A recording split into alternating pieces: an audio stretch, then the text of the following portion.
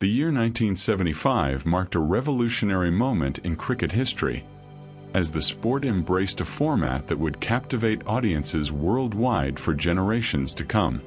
The first ever Cricket World Cup took place in England during the golden summer months, introducing a competition that married the traditional values of cricket with an exciting time-bound format designed for spectators. This inaugural tournament would set the template for international limited overs cricket and establish traditions that endure nearly 50 years later. The tournament was born from a desire to create a global cricket spectacle, bringing together the sport's leading nations in a competition that could be completed within a reasonable time frame. Unlike Test cricket, which could last 5 days and potentially end in a draw, this new format guaranteed a result within a single day of play. The organizers chose the 60-over format, with each team batting for 60 overs, providing enough time for the ebb and flow of traditional cricket while ensuring matches concluded before darkness fell on English summer evenings.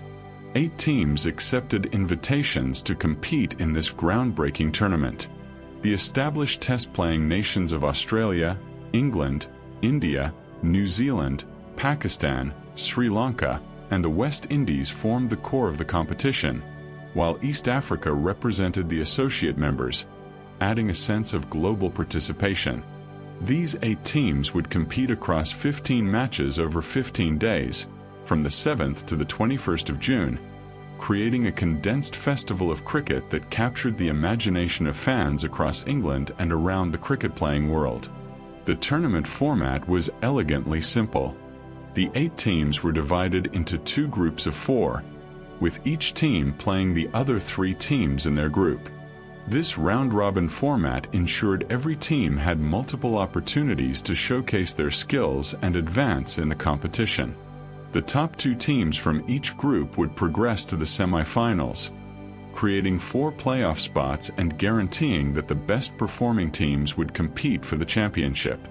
This structure balanced fairness with the need for an exciting knockout phase, allowing form and consistency to determine which teams earned the right to compete for cricket's first global one-day trophy. Matches were played across 6 venues throughout England, showcasing the country's finest cricket grounds. Lord's Cricket Ground in London, the home of cricket and headquarters of the Marylebone Cricket Club, would serve as the venue for both semi-finals and the final, lending the tournament the gravitas and tradition befitting such an historic occasion. Other venues included Edgbaston in Birmingham, Headingley in Leeds, and grounds that had witnessed countless memorable moments in cricket's long history. These historic venues provided the perfect backdrop for a tournament that would create its own legacy. The tournament received sponsorship from Prudential Assurance, a partnership that would last for 3 World Cups and give the trophy its initial name, the Prudential Cup. This commercial backing helped ensure the tournament's success and established a precedent for corporate involvement in cricket that would grow substantially in subsequent decades.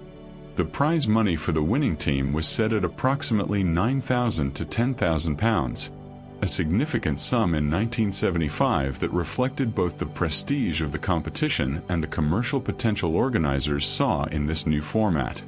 The playing conditions maintained traditional cricket aesthetics while adapting to the demands of limited overs cricket.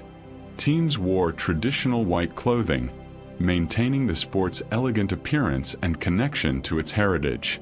The red cricket ball was used, the same ball employed in Test cricket, though bowlers would soon discover that maintaining it effectively over 60 overs presented unique challenges. Matches began in the morning and continued throughout the day, with breaks for lunch and tea maintaining cricket's civilized traditions even in this faster-paced format. The 60-over format created a distinctive style of play. Batsmen needed to balance accumulation with aggression, scoring at approximately 4 runs per over to post competitive totals.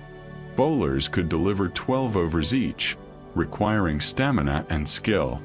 Fielding took on enhanced importance, with every run saved potentially crucial. Captains faced new tactical challenges, deciding when to attack, when to consolidate, and how to manage bowling resources across 60 overs. As teams arrived in England and began their preparations, excitement built across the cricket world. For players, this represented a chance to write their names in history as pioneers of a new format.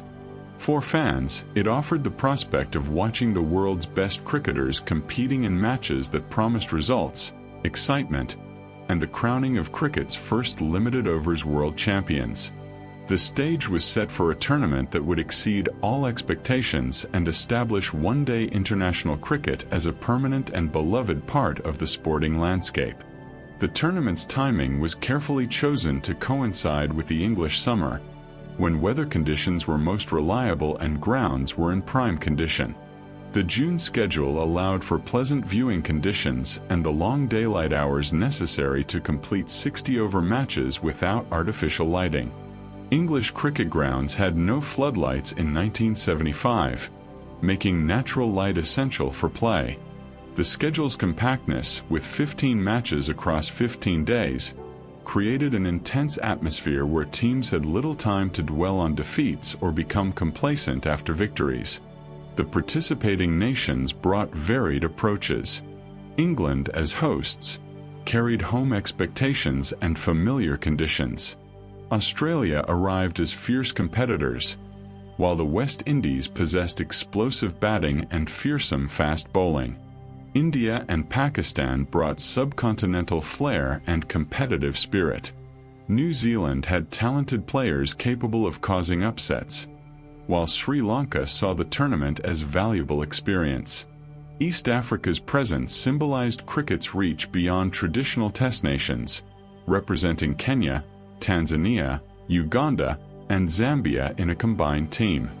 The group stage of the 1975 Cricket World Cup unfolded across England's finest cricket grounds, delivering compelling cricket and establishing narratives that would define the tournament. With two groups of 4 teams each playing round-robin matches, the format ensured that every contest mattered, as teams jostled for the 2 semi-final spots available from each group. The cricket showcased ranged from brilliant individual performances to dominant team displays, with surprises and upsets adding drama to what was already a historic occasion. Group A featured England, India, New Zealand, and East Africa, a collection that brought together established cricketing nations and a spirited associate team. The group quickly established a hierarchy, though not without moments that captured imaginations. England, playing at home and among the pre-tournament favorites, began confidently, using their knowledge of local conditions to advantage. India brought their talented batting lineup and wily spin bowlers, while New Zealand possessed capable all-rounders and the determination to prove themselves on the international stage. East Africa's presence in the tournament represented more than just making up numbers.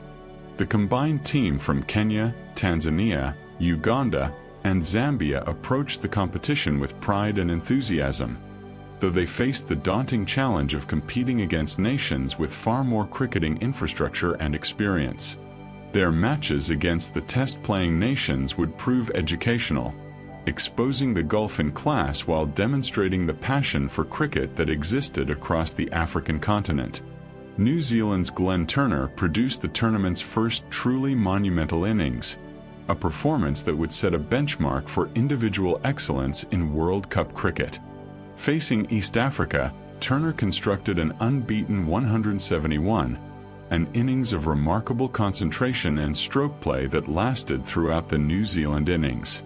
His knock represented the first double-century style score in World Cup history, showcasing the run-scoring possibilities that existed in the 60-over format when a batsman settled into rhythm and the bowling lacked penetration. Turner's masterclass included elegant drives, carefully placed cuts, and the intelligent manipulation of the field that marked him as one of the era's finest opening batsmen. The innings was significant beyond its statistical achievement. It demonstrated that exceptional batsmen could dominate in limited overs cricket just as they did in test matches, provided they combined concentration with an appropriate run rate. Turner's approach was neither reckless nor excessively cautious. Rather, he built his innings methodically, accelerating as his confidence grew and the bowling tired. The knock served notice that World Cup cricket could produce individual performances of genuine grandeur, not just frantic hitting and desperate defense. Group B brought together Australia, Pakistan, Sri Lanka, and the West Indies, a quartet that included some of the most naturally gifted cricketers in the world. This group promised excitement from the outset, with the West Indies carrying expectations of success given their formidable fast bowling attack and explosive batting lineup. Australia arrived determined to make their mark in this new format, while Pakistan possessed match winners capable of changing games in sessions. Sri Lanka, like East Africa in Group A, represented the tournament's developing cricket nations, though they would prove more competitive than some anticipated. The group stage witnessed contrasting styles and approaches to limited overs cricket. Some teams emphasized steady accumulation, building innings around partnerships and minimizing risk. Others adopted more aggressive tactics, seeking to put pressure on opponents through rapid scoring and attacking field placements. Bowlers experimented with their approaches, learning that 60 overs required different strategies than unlimited over cricket. Captains made tactical decisions that would be analyzed and debated, as the strategic dimensions of limited overs cricket gradually revealed themselves. Gordon Greenidge, opening the batting for the West Indies, became the first batsman to score a World Cup century from the opening position when he struck 106 against India. This milestone represented another significant moment in World Cup history, establishing the importance of strong opening partnerships in limited overs cricket. Greenidge's aggressive yet controlled innings demonstrated how openers could set the tone for their team's effort, with early boundaries putting bowlers on the defensive and allowing middle-order batsmen to build on solid foundations. Sri Lanka created one of the tournament's genuine surprises by defeating India, winning by 47 runs in a result that reverberated through the cricket world.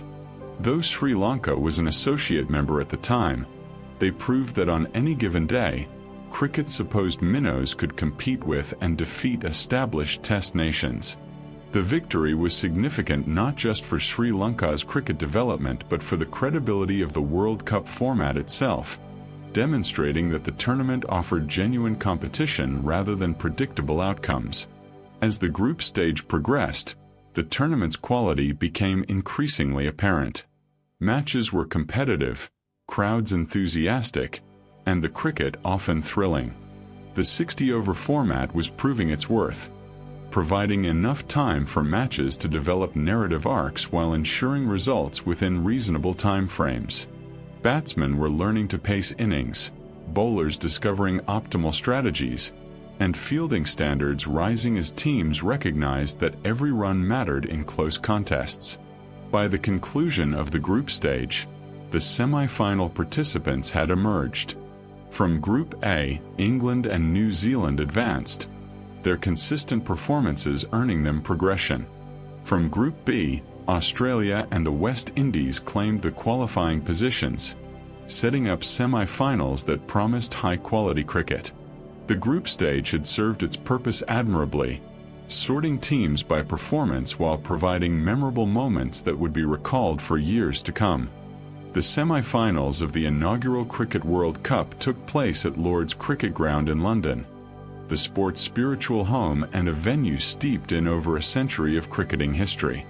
The decision to stage both semi-finals at Lord's lent the occasion appropriate gravitas, with the famous pavilion and sloping outfield providing the backdrop for matches that would determine which two teams would contest cricket's first limited overs World Championship. The atmosphere at Lord's crackled with anticipation as fans gathered to witness history, understanding that these matches represented watershed moments in cricket's evolution. The first semi-final paired Australia against England, a contest laden with historical rivalry and sporting significance.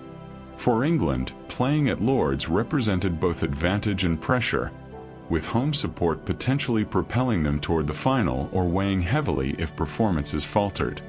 Australia approached the match with characteristic competitiveness, determined to prove their credentials in this new format and secure a place in the final.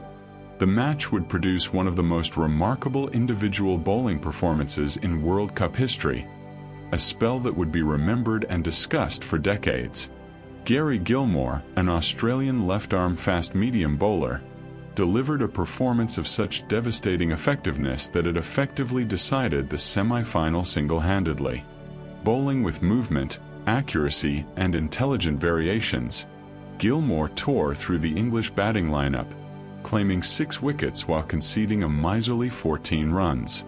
His figures of 6 for 14 represented the best bowling performance on one-day international debut at that time, a record that highlighted both his skill and the significance of the occasion. The English batsman, perhaps overawed by the occasion or simply outclassed by exceptional bowling, struggled to cope with Gilmore's probing deliveries. Gilmore's bowling combined several elements that made him particularly difficult to play. His left-arm angle created natural variation, moving the ball away from right-handed batsmen while potentially trapping them leg before wicket with deliveries that came back. His control of length was exemplary, consistently hitting areas that forced batsmen to make decisions without offering scoring opportunities. The Lord's pitch, which often assisted seam bowling early in matches, enhanced his effectiveness, though the skill with which he exploited conditions demonstrated genuine class rather than fortunate circumstances. The impact of Gilmore's spell extended beyond the immediate match situation. It established that individual brilliance could determine World Cup matches just as decisively as it could influence Test cricket. Bowlers watching around the world recognized that limited overs cricket offered opportunities for genuine artistry, not merely defensive containment. The performance also highlighted the importance of early wickets in limited overs cricket, with Australia's ability to restrict England so severely making their own batting task significantly easier. Australia's qualification for the final was secured through this extraordinary bowling performance, though Gilmore also contributed valuable runs with the bat, demonstrating the all-round abilities that made him such a valuable cricketer. The Australian team's progression to the final represented both expected success from a cricketing powerhouse and validation of their approach to limited overs cricket. They had adapted their traditional strengths to the demands of the 60-over format, combining aggressive batting with penetrative bowling and athletic fielding. The second semi-final featured the West Indies against New Zealand, another contest that promised competitive cricket and potentially unexpected outcomes. New Zealand, having performed creditably in the group stage, approached the match with confidence that they could upset the West Indies, who were among the pre-tournament favorites. The West Indies possessed formidable fast bowlers, dynamic batsmen, and a winning mentality forged through success in Test cricket. The match would determine which team would face Australia at Lord's in the final. The West Indies' progression to the final, while expected given their talent, required execution under pressure against a New Zealand team that had proven capable of excellent cricket. The match reinforced the West Indies' status as genuine contenders for the inaugural World Cup, with their combination of pace bowling and explosive batting making them formidable opponents. Their fast bowlers terrorized opposing batsmen, while their batting lineup could change matches through aggressive stroke play and powerful hitting. Both semi-finals at Lord's had fulfilled their purpose, identifying the 2 best teams from the 4 qualifiers and setting up a final that promised to be a fitting climax to the tournament. Australia and the West Indies had earned their places through consistent performances across the tournament, and cricket fans eagerly anticipated a final that would crown the sport's first limited overs world champions. The semi-finals had delivered drama, exceptional individual performances, and confirmation that the World Cup format was producing cricket of the highest quality. The contrasting paths to the final reflected different strengths and approaches to limited overs cricket. Australia had relied on outstanding individual performances, particularly Gilmore's devastating bowling, combined with solid team contributions across their campaign. The West Indies brought a more overtly powerful approach, with their fast bowling quartet capable of intimidating opponents and their batting lineup possessing the firepower to chase any target or set imposing totals. The final would pit these contrasting styles against each other in a match that would be remembered as a classic. The semi-final stage had also confirmed certain truths about limited overs cricket that would endure throughout World Cup history. Early wickets proved crucial, particularly in 60-over cricket where rebuilding consumed valuable overs. Exceptional individual performances could swing matches decisively. Home advantage existed but could not guarantee success, as Australia demonstrated by defeating England at Lord's. The format rewarded teams that combined all-round skill with the ability to handle pressure. The final of the inaugural Cricket World Cup took place on June 21, 1975, at Lord's Cricket Ground, a venue whose significance in cricket history made it the perfect stage for this historic occasion. As crowds filled the stands and millions watched around the world, the West Indies and Australia prepared to contest a match that would crown the sport's first limited overs world champions. The atmosphere combined celebration with tension, as players and spectators alike recognized they were participants in and witnesses to cricket history being made. Australia won the toss and elected to field first, a decision that reflected both their confidence in their bowling attack and the conventional wisdom that chasing targets was often easier than setting them. The West Indies, taking first strike, knew that posting a substantial total would put pressure on Australia and leverage their own formidable fast bowling attack. The opening exchanges would prove crucial in establishing the match's character and determining whether the West Indies could build the platform for a commanding total. The West Indies innings began cautiously, with their openers recognizing the importance of building a solid foundation. As the innings progressed, Captain Clive Lloyd strode to the crease, a towering figure whose presence alone could intimidate opponents. Lloyd was known for his powerful hitting and elegant stroke play, a batsman capable of dominating bowling attacks when established. On this day, at cricket's headquarters, Lloyd would produce an innings that combined all his considerable talents, an exhibition of batting excellence that would define the final and secure his place in cricket immortality. Lloyd's century, compiled from just 85 balls, was a masterpiece of controlled aggression. He struck 12 boundaries and 2 sixes, finding gaps in the field with precision while also clearing the ropes when opportunities presented themselves.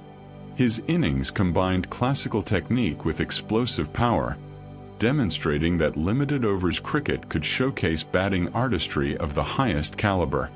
As Lloyd accumulated runs, his confidence grew, and the Australian bowlers found themselves increasingly unable to contain him. The partnership he built with other West Indies batsmen provided the stability and momentum needed to post a challenging total. Lloyd's 102 runs anchored the West Indies innings, allowing others to contribute around him and enabling the team to reach a total of 291 runs for 8 wickets from their 60 overs. In the context of 1975 cricket, this represented a substantial score, one that would require Australia to bat with skill and determination throughout their innings to successfully chase. The West Indies total reflected both individual brilliance and team contribution, with Lloyd's century complemented by useful innings from his teammates. Australia's chase began with purpose, their batsmen understanding that the run rate, while manageable, required consistent scoring and avoidance of wickets in clusters. The Australian batting lineup possessed quality and experience, with players capable of constructing an innings while also accelerating when necessary. However, they faced a West Indies bowling attack led by fast bowlers of genuine pace and hostility, men who could change matches through raw speed and aggressive bowling. The West Indies fast bowlers proved too formidable for Australia to overcome.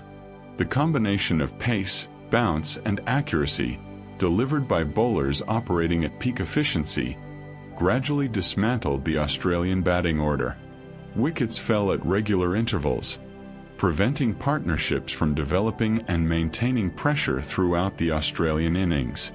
While individual Australian batsmen played some attractive strokes and threatened briefly to build momentum, the West Indies bowling attack consistently struck back, breaking partnerships and keeping the required run rate climbing. Australia were eventually dismissed for 274 runs, falling 17 runs short of the West Indies total. The margin of victory, while not enormous, reflected West Indies' control throughout most of the match. They had posted a strong total through Lloyd's magnificent century, then bowled with discipline and aggression to defend that total successfully. The 17-run victory margin entered the record books as the first World Cup final result, establishing the West Indies as cricket's inaugural limited overs world champions. Clive Lloyd's performance earned him the Man of the Match award, recognition richly deserved for an innings that had effectively won the final for his team. His century would be remembered as one of the great World Cup innings, an exhibition of batting under pressure that showcased why Lloyd was considered among the era's finest batsmen. The victory was significant not just for Lloyd personally but for West Indies cricket, demonstrating their dominance in both Test cricket and this new limited overs format. As Lloyd lifted the Prudential Cup, the first World Cup trophy, the moment crystallized the tournament's success and cricket's expanded future. The West Indies team celebrated their historic achievement, having navigated the tournament undefeated and proven themselves worthy champions. Australia, despite their defeat, could take satisfaction from reaching the final and performing creditably throughout the tournament. The match had provided a fitting climax to a groundbreaking competition, delivering quality cricket, individual brilliance, and a deserving champion. The final had attracted enormous attention throughout the cricket world, with the match broadcast to millions and generating widespread media coverage. For those fortunate enough to be present at Lord's, the occasion represented a privilege, witnessing history as cricket's first limited overs world champions were crowned. The crowd had witnessed batting of the highest quality from Lloyd, experienced the tension of a competitive chase, and seen the West Indies bowling attack prove its worth in the tournament's most important match. The atmosphere throughout had been electric, befitting an occasion of such significance. The conclusion of the 1975 Cricket World Cup marked not an ending but a beginning, the establishment of a tournament that would become one of sport's premier global events. The inaugural competition had exceeded expectations, demonstrating that limited overs international cricket possessed both viability and appeal. Administrators, players, and fans recognized that the World Cup concept had succeeded brilliantly, providing compelling cricket, memorable moments, and a worthy champion in the West Indies. The tournament's success ensured it would become a regular fixture on cricket's calendar, returning every 4 years to crown successive world champions. The tournament's immediate legacy was establishing limited overs cricket as a legitimate and prestigious form of the game. Previously, one-day cricket had been viewed somewhat skeptically by traditionalists who questioned whether it could match the nuance and complexity of Test cricket. The World Cup demonstrated that limited overs cricket possessed its own distinctive challenges and rewards, requiring different skills and tactics while maintaining cricket's fundamental character. Outstanding performances throughout the tournament, from Glenn Turner's monumental innings to Gary Gilmore's devastating bowling to Clive Lloyd's century in the final, proved that exceptional cricketers could excel in this format. The 60-over format itself, while eventually reduced in subsequent tournaments, had proven effective for the inaugural competition. It provided sufficient time for matches to develop properly, allowing for the partnerships, momentum shifts, and tactical adjustments that made cricket compelling. The length of matches was manageable for spectators, with games beginning in the morning and concluding in early evening, fitting comfortably within a single day. This balance between providing adequate cricket and respecting spectators' time would influence future format discussions as the tournament evolved. The commercial success of the tournament established that cricket could generate substantial revenue through limited overs competitions. Prudential sponsorship had provided crucial financial backing, while gate receipts and broadcasting rights demonstrated the commercial potential of the format. This success would attract further investment in cricket, helping to fund the sport's development and infrastructure improvements worldwide. The prize money of £9,000 to £10,000 for the winners, while modest by later standards, represented meaningful recognition of achievement and helped establish the tournament's prestige. The tournament's impact on playing styles and tactics was significant and enduring. Teams had experimented with different approaches throughout the competition, learning valuable lessons about pacing innings, managing bowling resources, and making tactical decisions under pressure. Captains had discovered that limited overs cricket required different leadership skills than Test cricket, with more immediate decisions needed and less time to rectify errors. These lessons would be studied and applied in subsequent tournaments and domestic limited overs competitions, gradually developing the sophisticated tactical approaches that characterize modern one-day cricket. The World Cup had also demonstrated cricket's global appeal and the sport's capacity to unite diverse nations in friendly competition. The participation of teams from different continents, playing conditions, and cricketing traditions created a genuinely international event that transcended regional rivalries. East Africa's presence, while they struggled on the field, symbolized cricket's reach beyond traditional strongholds and hinted at the sport's potential for further global expansion. This international dimension would become increasingly important as the World Cup grew and more nations developed competitive cricket programs. For the West Indies, victory in the inaugural World Cup confirmed their status as cricket's dominant force in the mid-1970s. They possessed not only outstanding individual players but also team depth, tactical acumen, and the winning mentality needed to succeed in major tournaments. Their triumph at Lord's added to their Test cricket successes and established them as the team to beat in limited overs cricket. The West Indies would build on this success, returning to defend their title in subsequent tournaments and maintaining their position as one of cricket's powerhouse nations. The tournament's success influenced cricket administration and tournament organization worldwide. Domestic limited overs competitions gained credibility and popularity, with countries establishing their own one-day tournaments modeled partly on the World Cup success. The format's appeal to television broadcasters, who valued the guaranteed result and defined time frame, led to increased coverage and exposure for cricket. This media attention helped grow the sport's audience and attracted new generations of fans who might find limited overs cricket more accessible than five-day Test matches. The 1975 World Cup had proven that innovation in cricket could honor tradition while embracing necessary evolution. The tournament maintained cricket's essential character, its emphasis on skill, strategy, and sportsmanship, while presenting the sport in a format suited to modern audiences. This balance between tradition and innovation would guide cricket's development in subsequent decades, as the sport continued adapting to changing times while preserving the qualities that made it unique and valued. As the West Indies team departed Lord's as world champions and teams returned to their home nations, the cricket world understood that something significant had occurred. The World Cup had not merely been a successful tournament but a transformative event that had expanded cricket's horizons and secured its future as a global sport. The inaugural competition's success ensured that cricket would continue hosting World Cups, creating opportunities for future generations of players to compete for the sport's most prestigious limited overs trophy and write their own chapters in cricket history. 4 years after the inaugural Cricket World Cup captured imaginations worldwide, the tournament returned to England in 1979, building upon the success of its predecessor while maintaining the format that had proven so effective.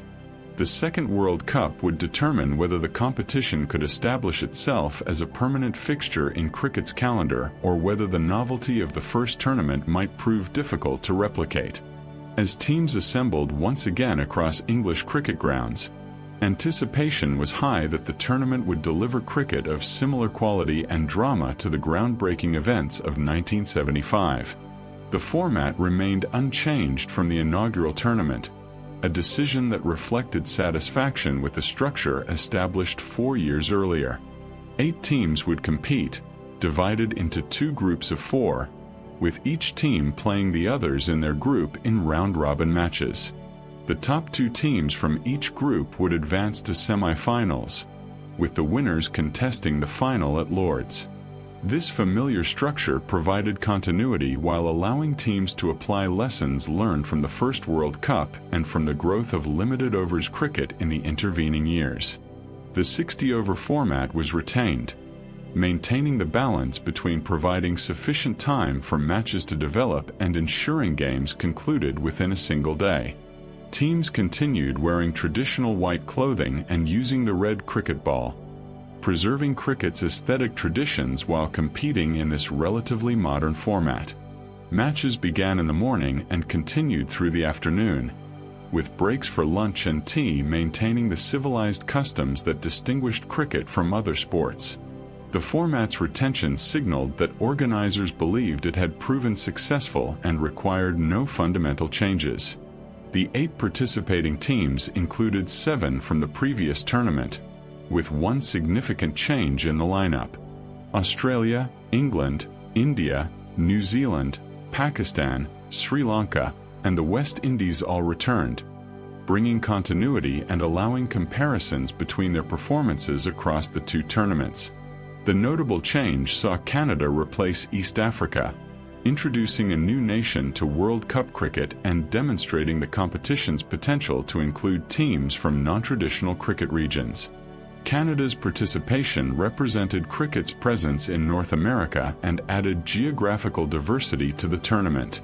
Prudential Assurance continued their sponsorship of the tournament, maintaining the commercial backing that helped ensure the World Cup's financial stability and organizational quality.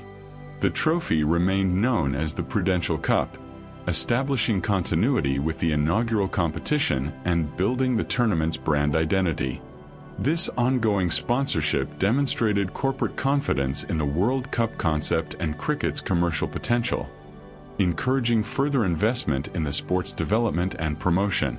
The West Indies arrived as defending champions, carrying both the prestige of their 1975 triumph and the expectation that they would be formidable contenders to retain their title. Their team remained strong, featuring many of the players who had won the inaugural tournament plus new talents who had emerged in the intervening years.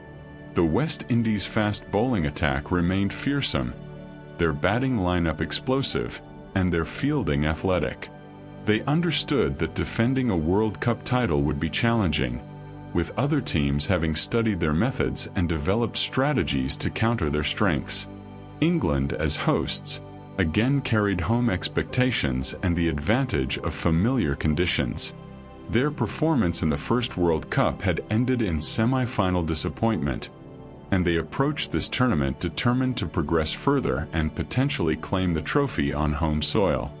Australia, Pakistan, India, and New Zealand all possessed talented squads capable of causing upsets or mounting serious title challenges. Sri Lanka, though still developing as a cricket nation, had shown in the previous tournament that they could compete effectively. Canada, as newcomers, faced the challenge of establishing themselves against more experienced opponents.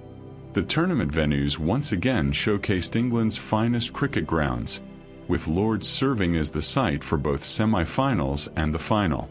This decision maintained tradition while ensuring the tournament's most important matches occurred at cricket's most prestigious venue.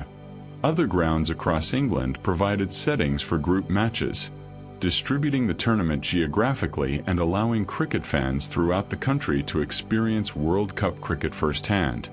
The venue's quality and historical significance added gravitas to proceedings, connecting the modern competition to cricket's rich heritage.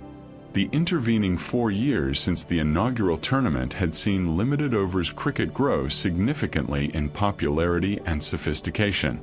Domestic one-day competitions had flourished in several countries, providing players with additional experience in the format and helping develop tactical approaches specific to limited overs cricket. Teams arrived at the 1979 World Cup with greater understanding of 60-over cricket's nuances, having learned from both the first tournament and from subsequent domestic competition. This increased sophistication promised to produce cricket of even higher quality than the inaugural event. As the tournament commenced, cricket fans worldwide anticipated another celebration of the sport's appeal and competitiveness. The first World Cup had established the format's viability. The second would determine whether that success could be sustained and built upon. For players, the opportunity to compete for cricket's most prestigious limited overs trophy represented a career highlight. For the West Indies, defending their title would require maintaining their excellence under increased scrutiny. For other teams, the chance to dethrone the champions and claim the trophy provided powerful motivation. The group stage of the 1979 World Cup provided cricket that ranged from tightly contested battles to dominant performances, gradually establishing which teams would advance to the knockout rounds. The round-robin format within each group meant that consistency across 3 matches was essential, with teams unable to afford poor performances if they hoped to reach the semi-finals. As matches unfolded across England's cricket grounds, patterns emerged that would define the tournament and establish narratives for the knockout stage.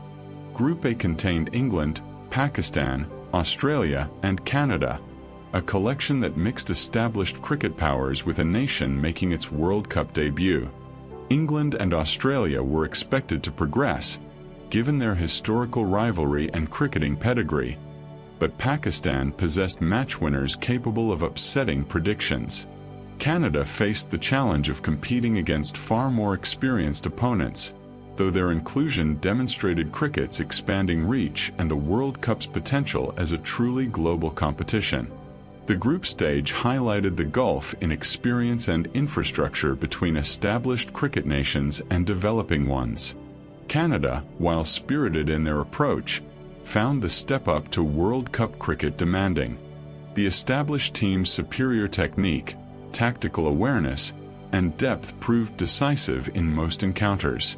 However, Canada's participation was valuable for their own cricket development and demonstrated the tournament's inclusive vision, planting seeds for cricket's potential growth in North America. England's batting in the group stage featured a partnership between Mike Burley and Geoffrey Boycott that would be remembered not for its brilliance but for its extreme caution. Against New Zealand, the pair added 129 runs while consuming 38 overs, a rate of scoring so slow that it exemplified everything critics disliked about overly defensive cricket. The partnership, while building a foundation, consumed valuable overs and limited England's ability to post an imposing total. This approach represented a conservative interpretation of limited overs batting that would gradually fall out of favor as teams recognized the importance of maintaining reasonable scoring rates throughout innings. The Burley-Boycott partnership illustrated an ongoing debate within cricket about the proper balance between caution and aggression in limited overs formats. Traditional test match batting emphasized patience and occupation of the crease, but 60-over cricket required adapting these instincts to ensure sufficient runs were scored.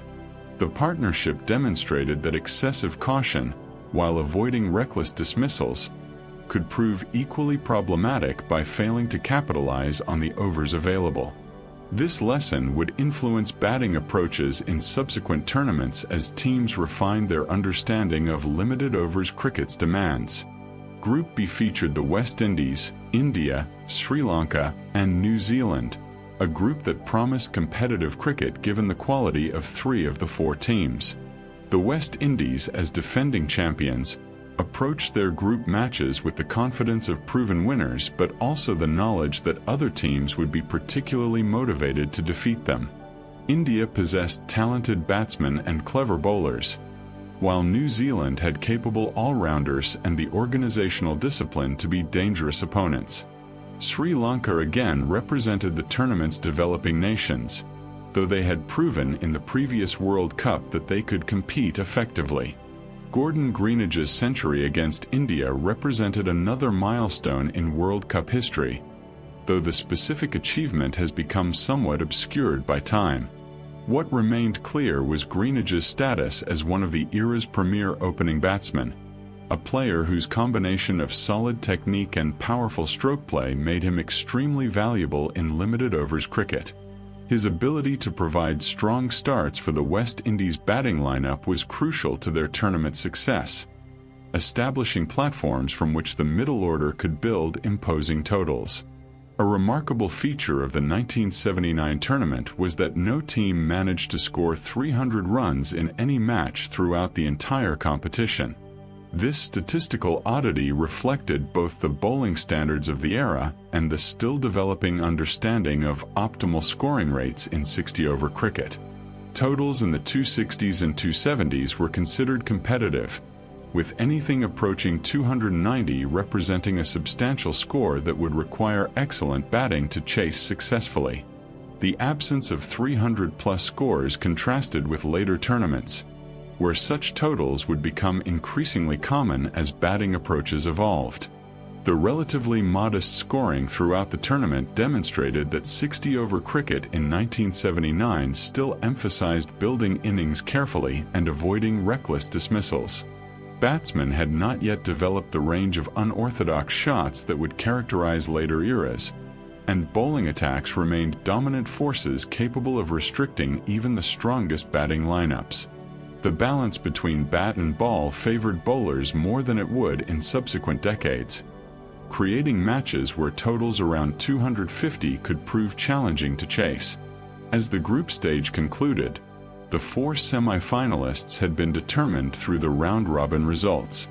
England and New Zealand progressed from their respective groups, having performed consistently across their 3 matches. The West Indies advanced as expected, their quality and experience proving decisive. Pakistan also qualified, setting up semi-finals that promised competitive cricket and the possibility of an upset that would prevent the West Indies from defending their title. The knockout stage would determine which 2 teams would contest the final at Lord's and compete for the Prudential Cup.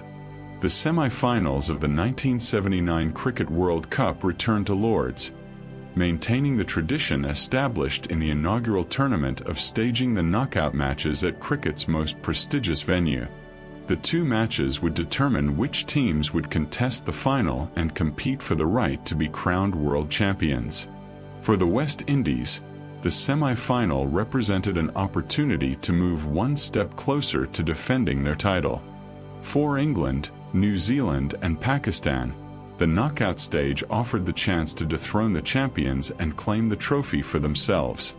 The semi-final matches pitted England against New Zealand and the West Indies against Pakistan, pairings that promised competitive cricket and potentially surprising results.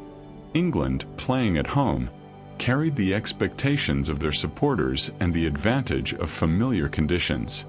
New Zealand, having qualified from their group through consistent performances, approached the match with confidence that they could defeat the hosts. The West Indies faced Pakistan, a team known for unpredictability and possessing talented cricketers capable of match-winning performances on any given day. The England versus New Zealand semi-final developed into a closely contested match that demonstrated the fine margins that often decided knockout cricket. Both teams understood the significance of the occasion and the opportunity that victory would provide. New Zealand batted with discipline and determination, posting a total that, while not overwhelming, would require England to bat well throughout their innings to surpass. The match's outcome would depend on England's ability to construct a successful chase under the pressure of a semi-final at Lord's. England's pursuit of the New Zealand total proceeded with the mixture of caution and calculated aggression that characterized their tournament approach. Their batsmen recognized the importance of preserving wickets while maintaining a scoring rate that kept the required run rate manageable.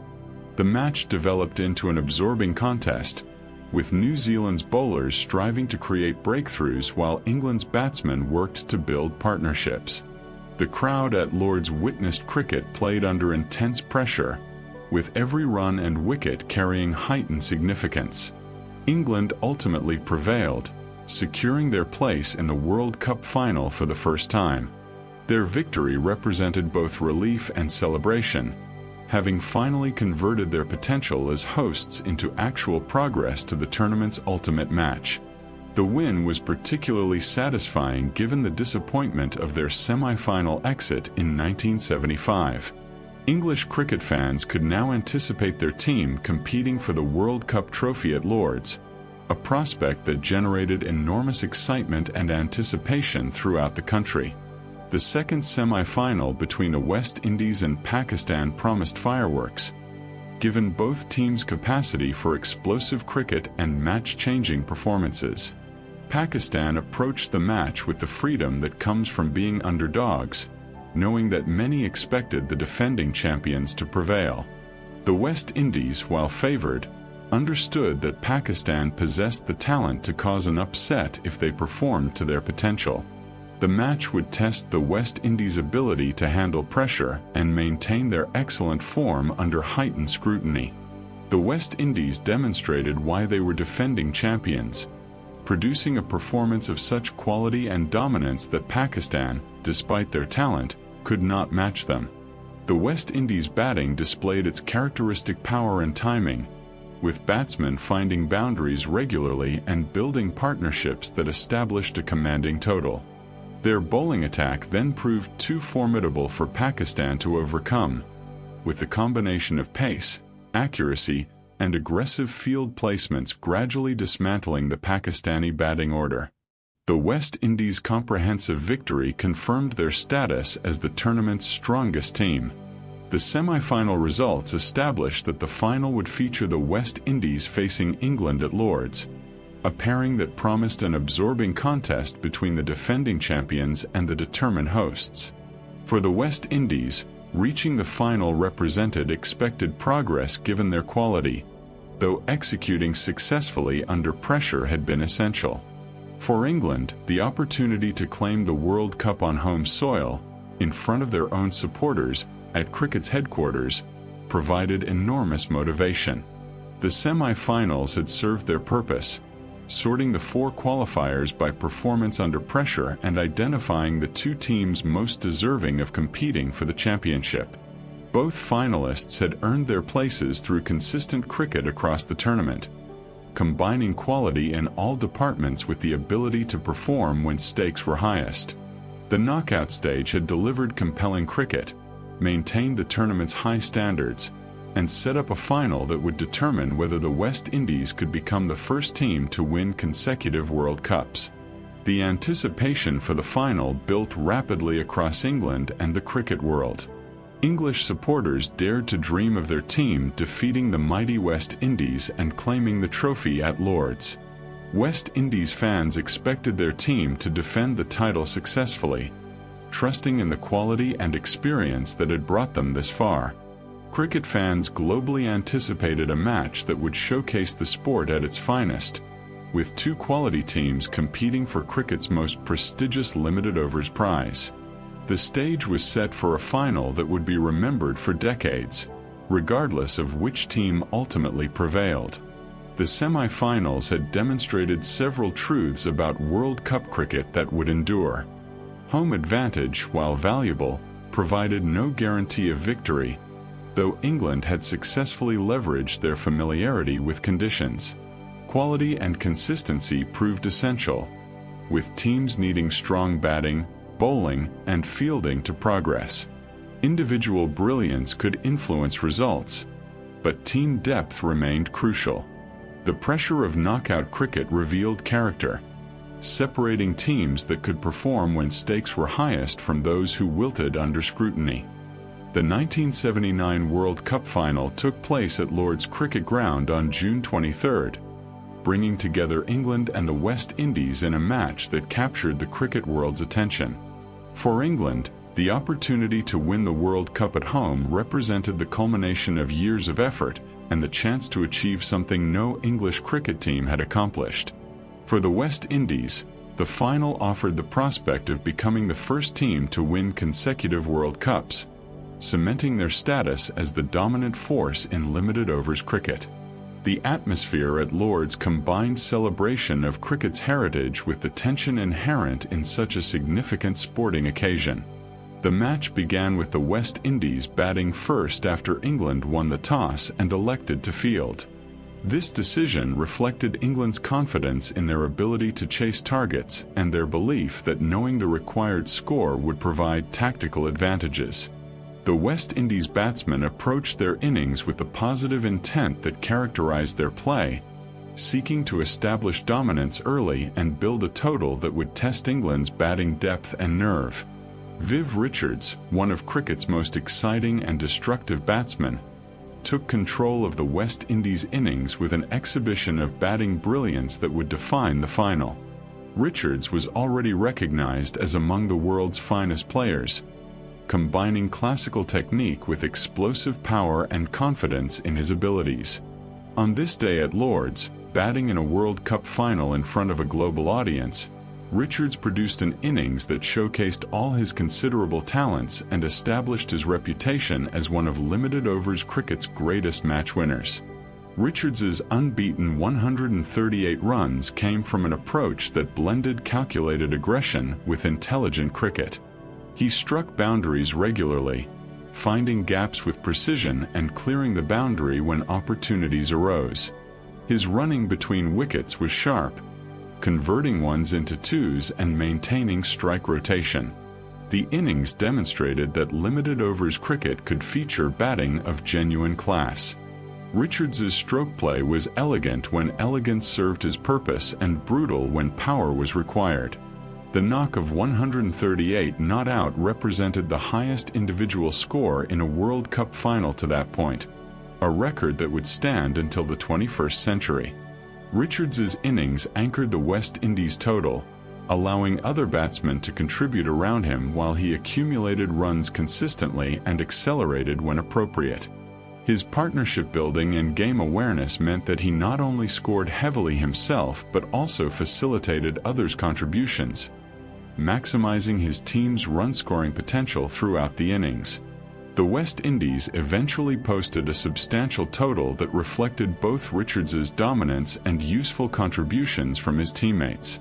The score provided the West Indies bowlers with runs to defend and created pressure on England's batsmen, who understood they needed to bat through their allocated overs while maintaining a scoring rate that would bring victory. The target was challenging but not impossible, requiring England to bat with discipline and skill throughout their innings. England's chase began with hope and determination, their batsmen understanding what success would mean for English cricket and the expectations of the home crowd. However, the West Indies bowling attack proved too formidable, with their fast bowlers generating pace and bounce that troubled the English batsmen throughout. Wickets fell at regular intervals, preventing partnerships from developing and maintaining pressure on incoming batsmen. While individual English players resisted briefly, none could produce the sustained innings needed to anchor a successful chase. The West Indies' victory by 92 runs was comprehensive, reflecting their dominance throughout the match. They had batted positively to post an imposing total, then bowled with aggression and discipline to defend that total successfully. The margin of victory left no doubt about which team had performed better, with the West Indies justifying their status as favorites through execution rather than merely reputation. Viv Richards received the Man of the Match award for his magnificent century, recognition that was universally acknowledged as deserved. His innings had effectively won the final for the West Indies, demonstrating the impact that exceptional individual performances could have in World Cup matches. Richards had announced himself on cricket's biggest stage, producing an innings that would be remembered and discussed for decades. The West Indies celebration was joyous and well-earned.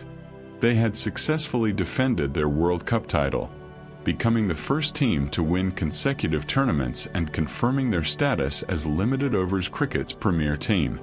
Captain Clive Lloyd lifted the Prudential Cup for the second time. For England, the defeat was disappointing, but they had competed creditably. The final had been watched by enormous audiences worldwide, showcasing limited overs cricket at its finest. The achievement represented not just Lloyd's leadership but the strength and depth of West Indies cricket during their era of dominance.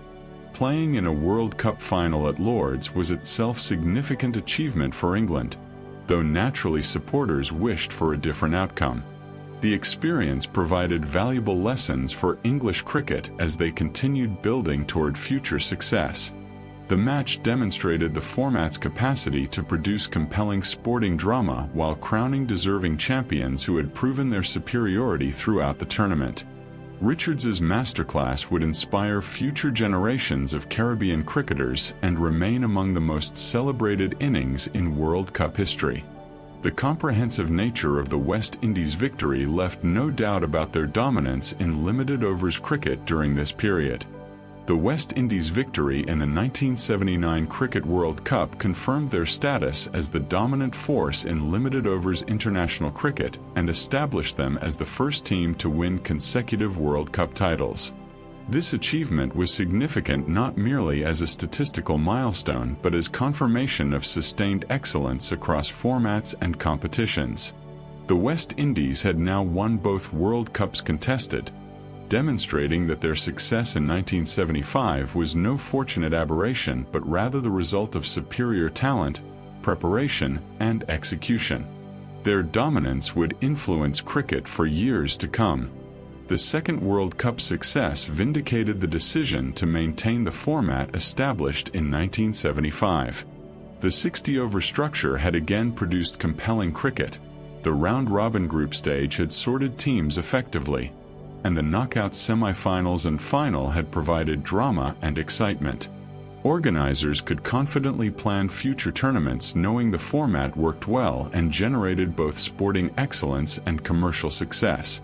The tournament's popularity with spectators, both in attendance and watching broadcasts, demonstrated that the World Cup had established itself as a fixture in cricket's calendar.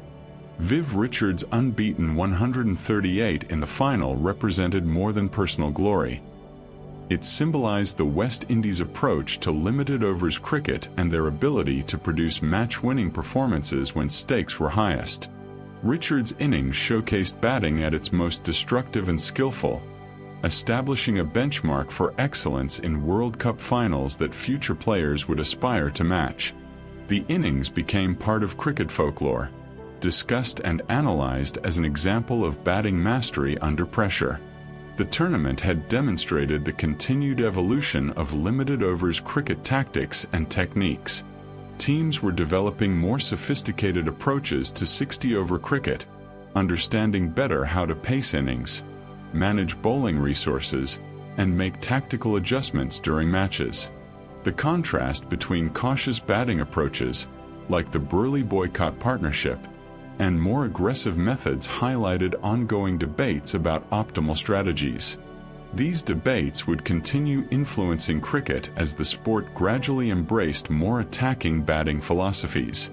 The absence of any 300-plus scores throughout the tournament reflected the era's batting approaches and bowling standards.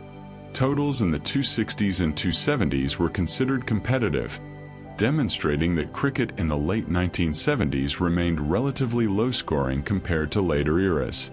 This scoring environment created matches where building partnerships and avoiding collapses proved crucial, with every wicket carrying significant importance.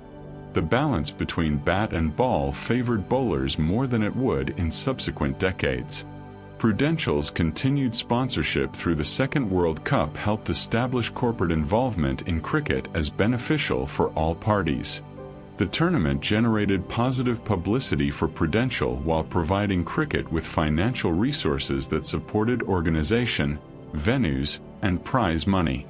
This mutually beneficial relationship encouraged other companies to invest in cricket, gradually increasing commercial backing for the sport. The Prudential Cup name had become synonymous with World Cup cricket, building brand recognition and tournament identity. The tournament's commercial success was reflected in improved prize money and increasing media coverage. More countries were broadcasting matches, expanding cricket's audience and generating revenue through broadcasting rights. The World Cup was becoming a genuinely global sporting event, comparable in its field to competitions in other sports. This growing commercial success would provide resources for cricket's continued development and infrastructure improvements worldwide. For England, the tournament ended in disappointment despite reaching the final. Their defeat at Lord's on home soil, in front of their own supporters, was difficult to accept. However, their progress to the final represented improvement over their semi-final exit in 1975, demonstrating that English cricket was developing competitive capabilities in limited overs format. They could take some satisfaction from pushing the defending champions, even if the final margin suggested West Indies' dominance. The 1979 tournament had featured several individual performances that would be remembered alongside team achievements. Richards' final innings, Greenidge's opening batting excellence, and various bowling performances had provided moments of brilliance that enriched the tournament's narrative. These individual achievements reminded cricket fans that World Cups showcased not just team success but also personal excellence, with players cementing their reputations through performances on cricket's biggest limited over stage. The tournament confirmed several truths about World Cup cricket that would endure across future competitions. Quality and depth across all departments proved essential for sustained success. The ability to perform under pressure in knockout matches separated genuine contenders from teams that merely qualified. Individual brilliance could win matches, but team cohesion and contribution throughout lineups remained crucial.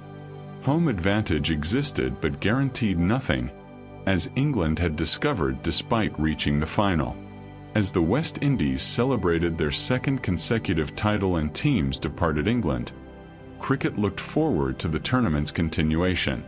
The World Cup had proven its worth twice, establishing itself as a prestigious competition that brought together the sport's best nations in pursuit of a coveted trophy. The format worked well, the cricket was compelling, and audiences were engaged. Future tournaments would build on this foundation, evolving formats and expanding participation while maintaining the core principles that had made the first two World Cups successful. Cricket had found a winning formula in the World Cup, and the sport would benefit from this competition for generations to come.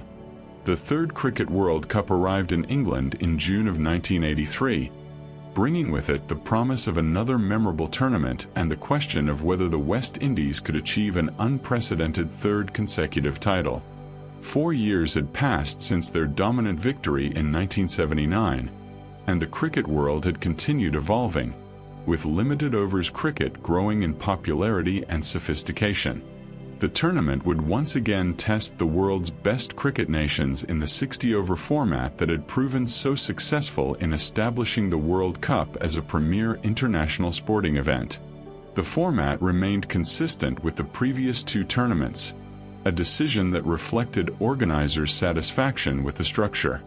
8 teams would compete, divided into 2 groups of 4, with round-robin play determining which 2 teams from each group would advance to the semi-finals. The semi-finals and final would again be staged at Lord's, maintaining the tradition of cricket's most prestigious venue hosting the tournament's most important matches. This continuity in format allowed teams to focus on preparation and execution rather than adapting to new structures. Zimbabwe made their World Cup debut, replacing Canada and becoming the latest nation to compete in cricket's premier limited overs competition. Zimbabwe's inclusion demonstrated the tournament's commitment to expanding participation beyond the traditional test-playing nations, providing opportunities for emerging cricket countries to test themselves against the world's best. The other 7 teams consisted of Australia, England, India, New Zealand, Pakistan, Sri Lanka, and the defending champions, the West Indies. This lineup represented cricket's established powers and its developing nations. The 60-over format was maintained for the third consecutive tournament, with teams continuing to wear traditional white clothing and play with red cricket balls.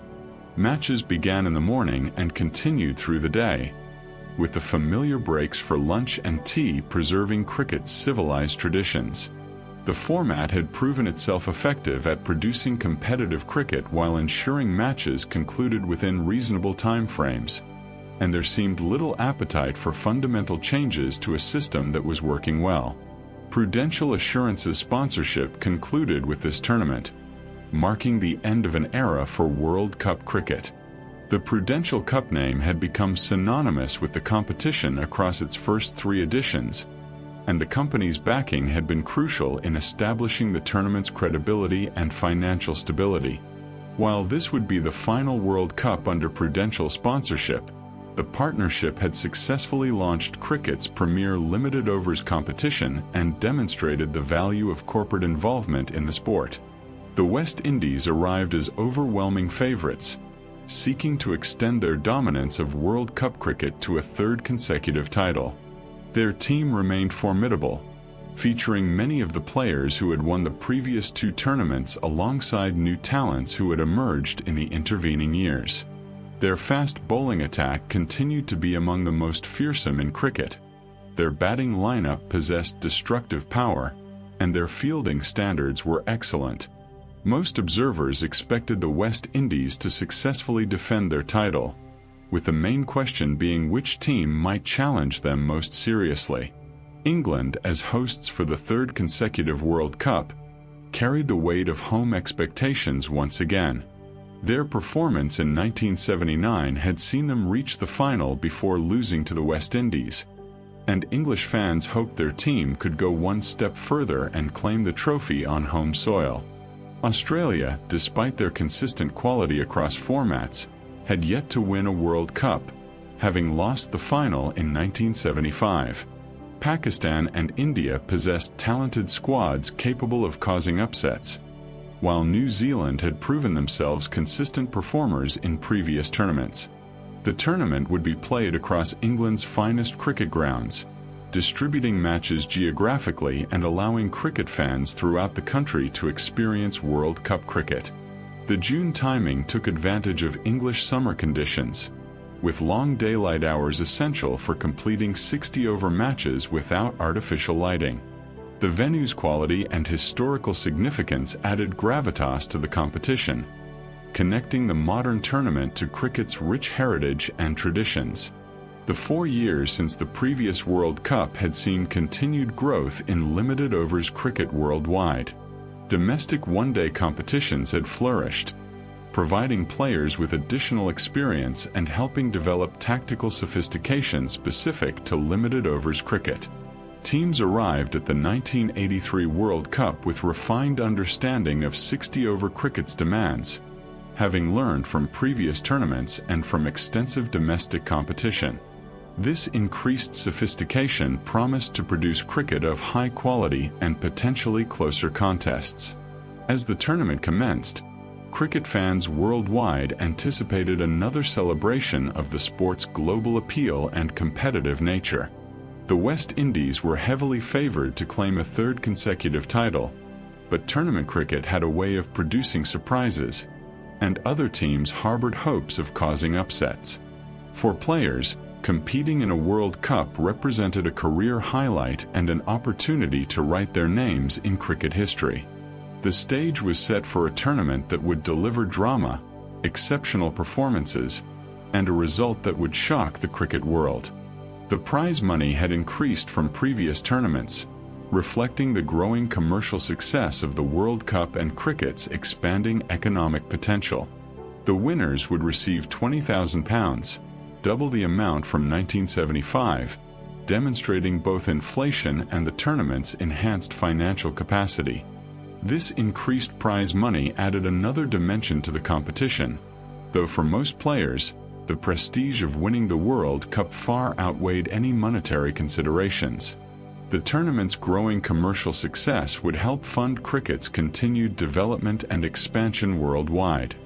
The group stage of the 1983 Cricket World Cup unfolded with a mixture of expected results and stunning surprises that would define the tournament's narrative. The round-robin format within each group meant that consistency across 3 matches remained essential for progression to the semi-finals, with teams unable to afford poor performances if they hoped to advance. As matches proceeded across England's cricket grounds, patterns emerged that challenged pre-tournament expectations and suggested this World Cup might produce an unexpected champion. Group A featured England, Pakistan, New Zealand, and Sri Lanka, a collection that brought together established cricket powers and a developing nation. England and Pakistan were expected to progress based on their experience and talent, though New Zealand possessed the capability to cause problems for any opponent. Sri Lanka, still growing as a cricket nation, approached their matches with the goal of gaining valuable experience and perhaps causing an upset against one of the favorites. Group B contained the defending champions West Indies alongside India, Australia, and Zimbabwe. This group appeared straightforward on paper, with the West Indies and Australia expected to advance comfortably. India possessed talented players but were not considered serious title contenders, while Zimbabwe faced the challenge of competing in their first World Cup against far more experienced opponents. The group stage would demonstrate that pre-tournament assessments could be dramatically wrong. India's tournament began disastrously when they found themselves struggling at 17 runs for 5 wickets against Zimbabwe. This collapse represented a crisis of enormous proportions, threatening early elimination from a tournament where India had arrived with modest expectations. The situation appeared hopeless, with India's recognized batsmen back in the pavilion and Zimbabwe's bowlers rampant. What followed was one of the most remarkable individual innings in World Cup history, a performance that would rescue India from humiliation and set them on a path toward unexpected glory. Kapil Dev, India's captain and one of cricket's finest all-rounders, produced an innings of breathtaking brilliance and courage. Facing the prospect of ignominious defeat, Kapil attacked with a freedom and audacity that transformed the match. His unbeaten 175, compiled while partners came and went at the other end, represented batting of the highest class under extreme pressure. The innings included powerful drives, elegant cuts, and intelligent placement that found boundaries regularly while also accumulating runs through well-judged singles. Kapil's 175 not out represented the first time an Indian batsman had scored 150 or more in a one-day international. This statistical milestone added to the inning's significance, though the context made it far more important than mere numbers could convey. The knock rescued India from 17 for 5 to a total that, while not overwhelming, gave them something to defend. The innings demonstrated that World Cup cricket could produce heroic individual performances that defied logic and transformed seemingly hopeless situations. The impact of Kapil's innings extended far beyond the immediate match situation. It gave India confidence that they could compete at the highest level, even when circumstances appeared desperate. The knock inspired his teammates, demonstrating the possibilities that existed when batsmen approached their task with positive intent and refused to surrender. For cricket fans worldwide, the innings provided compelling evidence that World Cup tournaments could deliver drama and individual brilliance of the highest caliber. The group stage also witnessed the West Indies suffering defeats that shocked the cricket world. India defeated the defending champions twice during the tournament, once in the group stage and later in the final, results that few observers had predicted. These victories demonstrated that the West Indies, despite their quality and experience, were vulnerable when opponents played with confidence and executed their skills effectively. The defeats also suggested that India, written off by many before the tournament, possessed the ability to compete with and defeat the world's best team. David Gower of England emerged as the tournament's leading run scorer, accumulating 384 runs through consistent performances across England's matches. Gower was known for his elegant stroke play and natural timing, a batsman whose style combined classical technique with an ability to find boundaries seemingly effortlessly. His performance demonstrated that English batsmen could excel in World Cup cricket, even if their team fell short of winning the tournament. The group stage introduced colored identification badges for players, a small cosmetic change that represented cricket's gradual evolution in presentation and branding. While teams still wore traditional white clothing, the badges added visual distinction and helped spectators identify players more easily.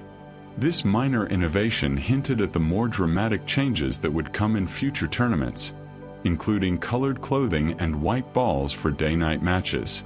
The tournament consisted of 27 matches played from June 9th through June 25th, spanning 17 days.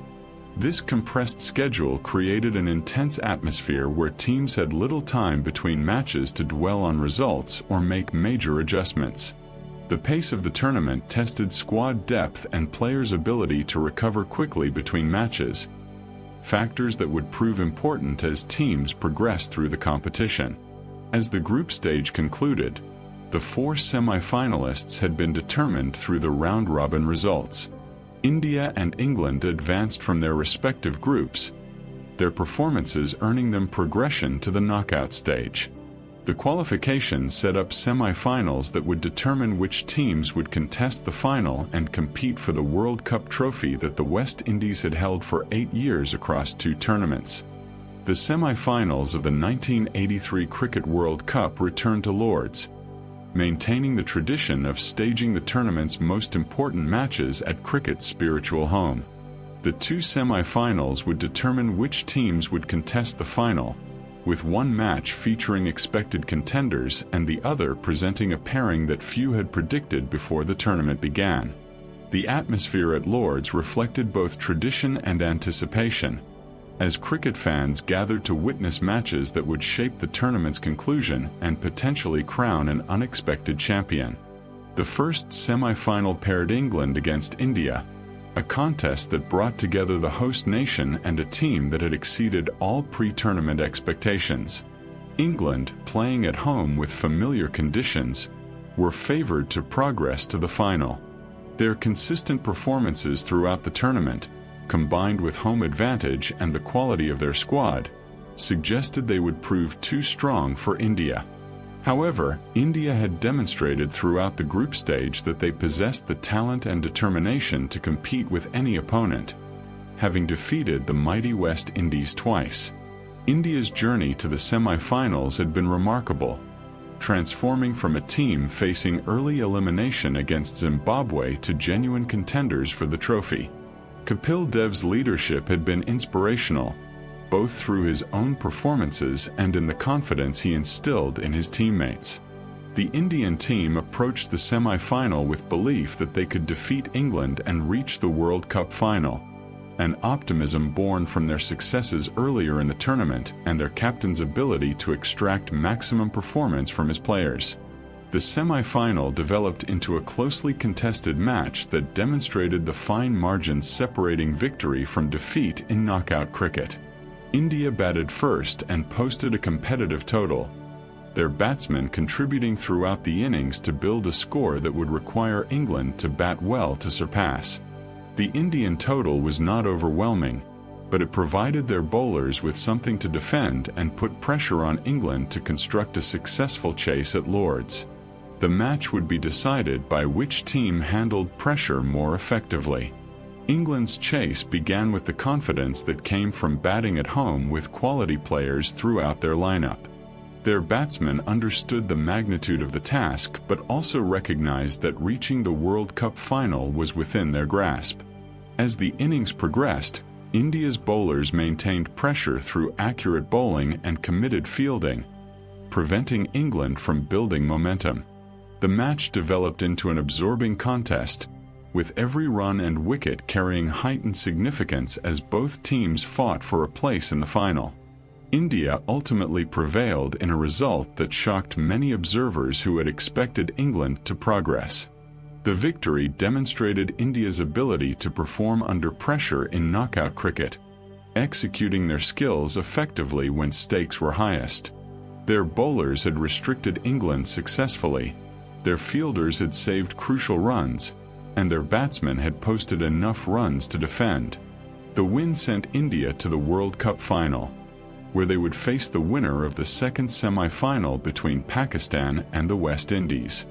The second semi-final featured Pakistan against the West Indies, a match that would determine whether the defending champions could extend their World Cup dominance to a potential third consecutive title.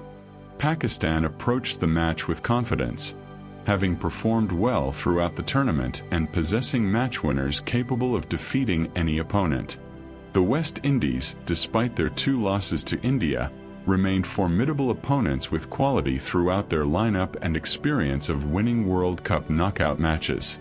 The West Indies demonstrated their class by defeating Pakistan comprehensively, their superior experience and execution proving decisive. The defending champions had responded to the challenge of knockout cricket by producing a performance that reminded observers of their quality and pedigree. Their progression to the final meant they would have the opportunity to claim a third consecutive World Cup title, though they faced the challenge of defeating an Indian team that had already beaten them twice in the tournament.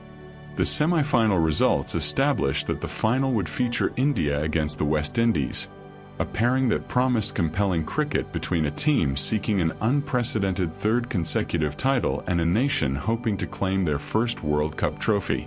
For India, reaching the final represented an extraordinary achievement that exceeded all pre-tournament predictions.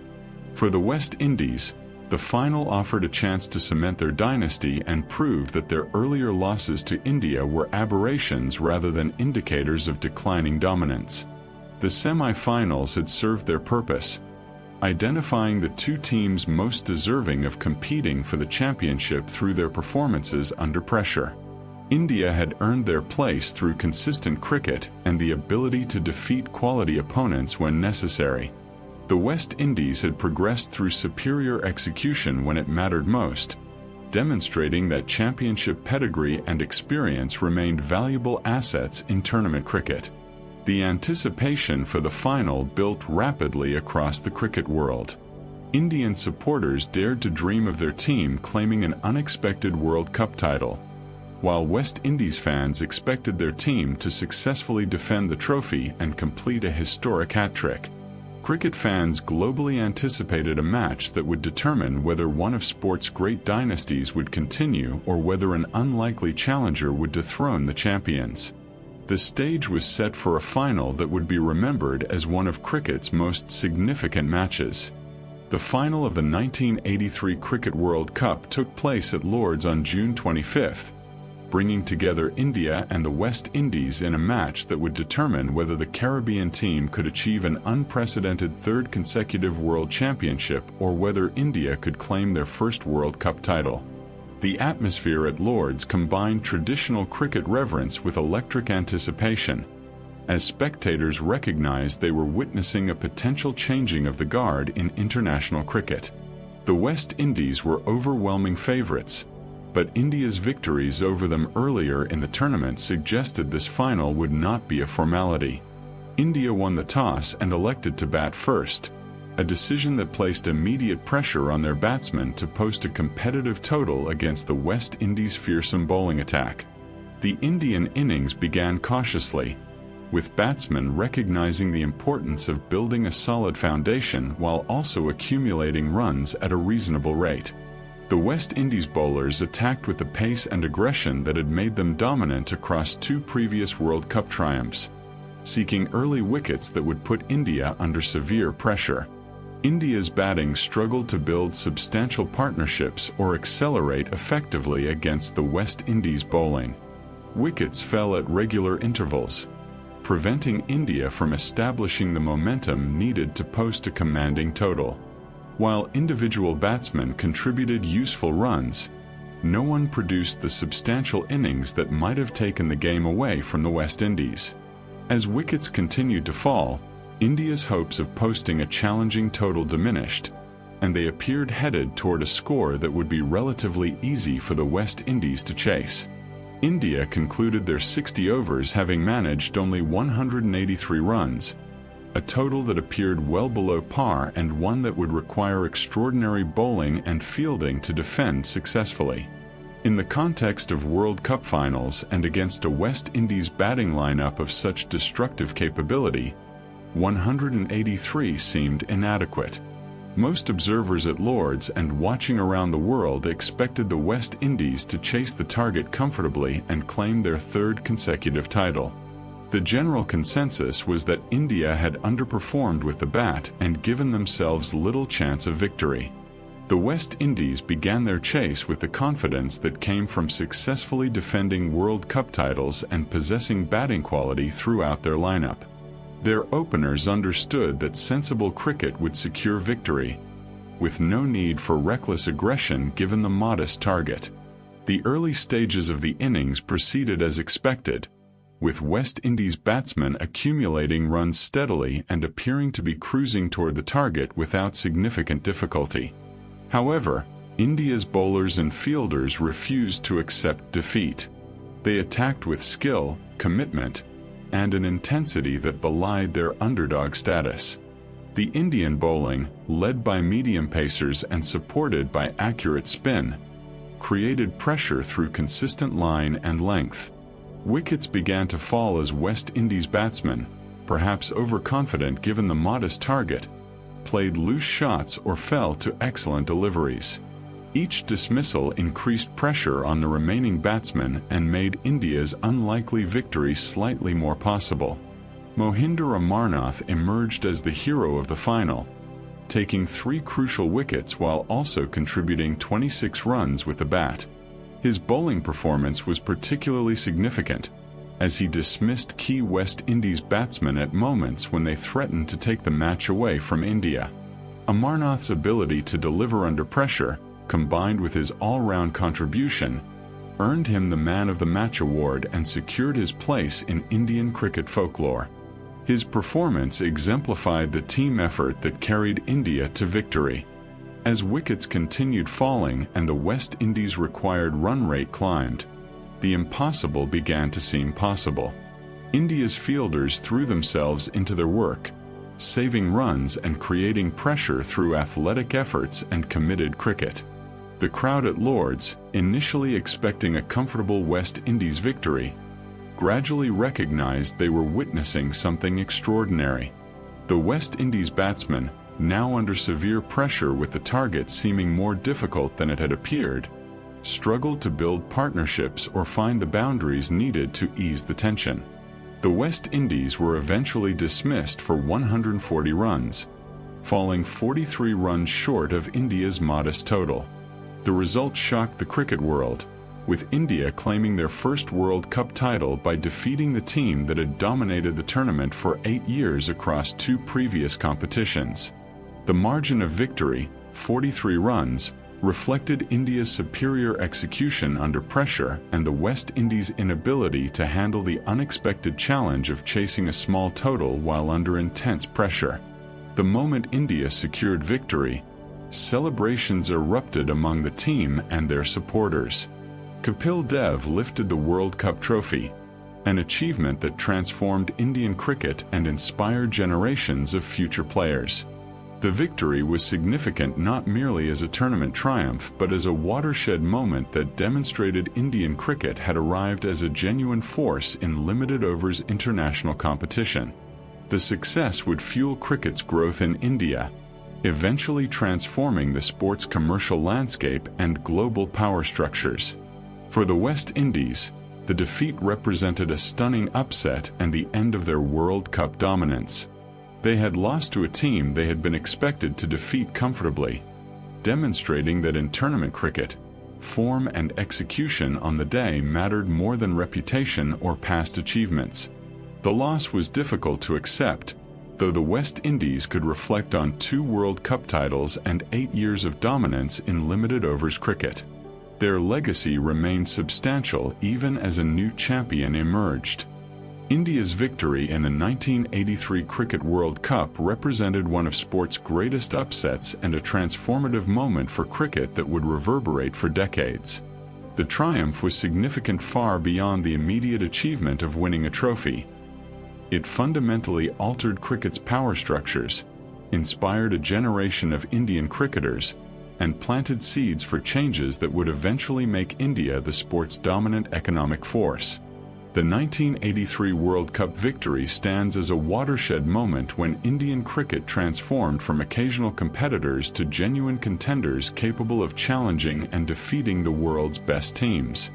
The immediate impact of India's victory was visible in the celebrations that swept across the subcontinent. Cricket fans who had followed the tournament with growing excitement and hope erupted in joy when India secured the final wicket against the West Indies. The victory represented not just sporting success but validation that Indian cricket had reached elite status in limited overs competition. The triumph inspired pride across a nation where cricket held cultural significance beyond mere sport, serving as a unifying force and source of national identity. Kapil Dev's leadership throughout the tournament, from his heroic innings against Zimbabwe to his tactical decisions in the final, established him as one of Indian cricket's greatest captains. His ability to inspire teammates, his personal performances under pressure, and his tactical acumen had been crucial to India's unlikely triumph.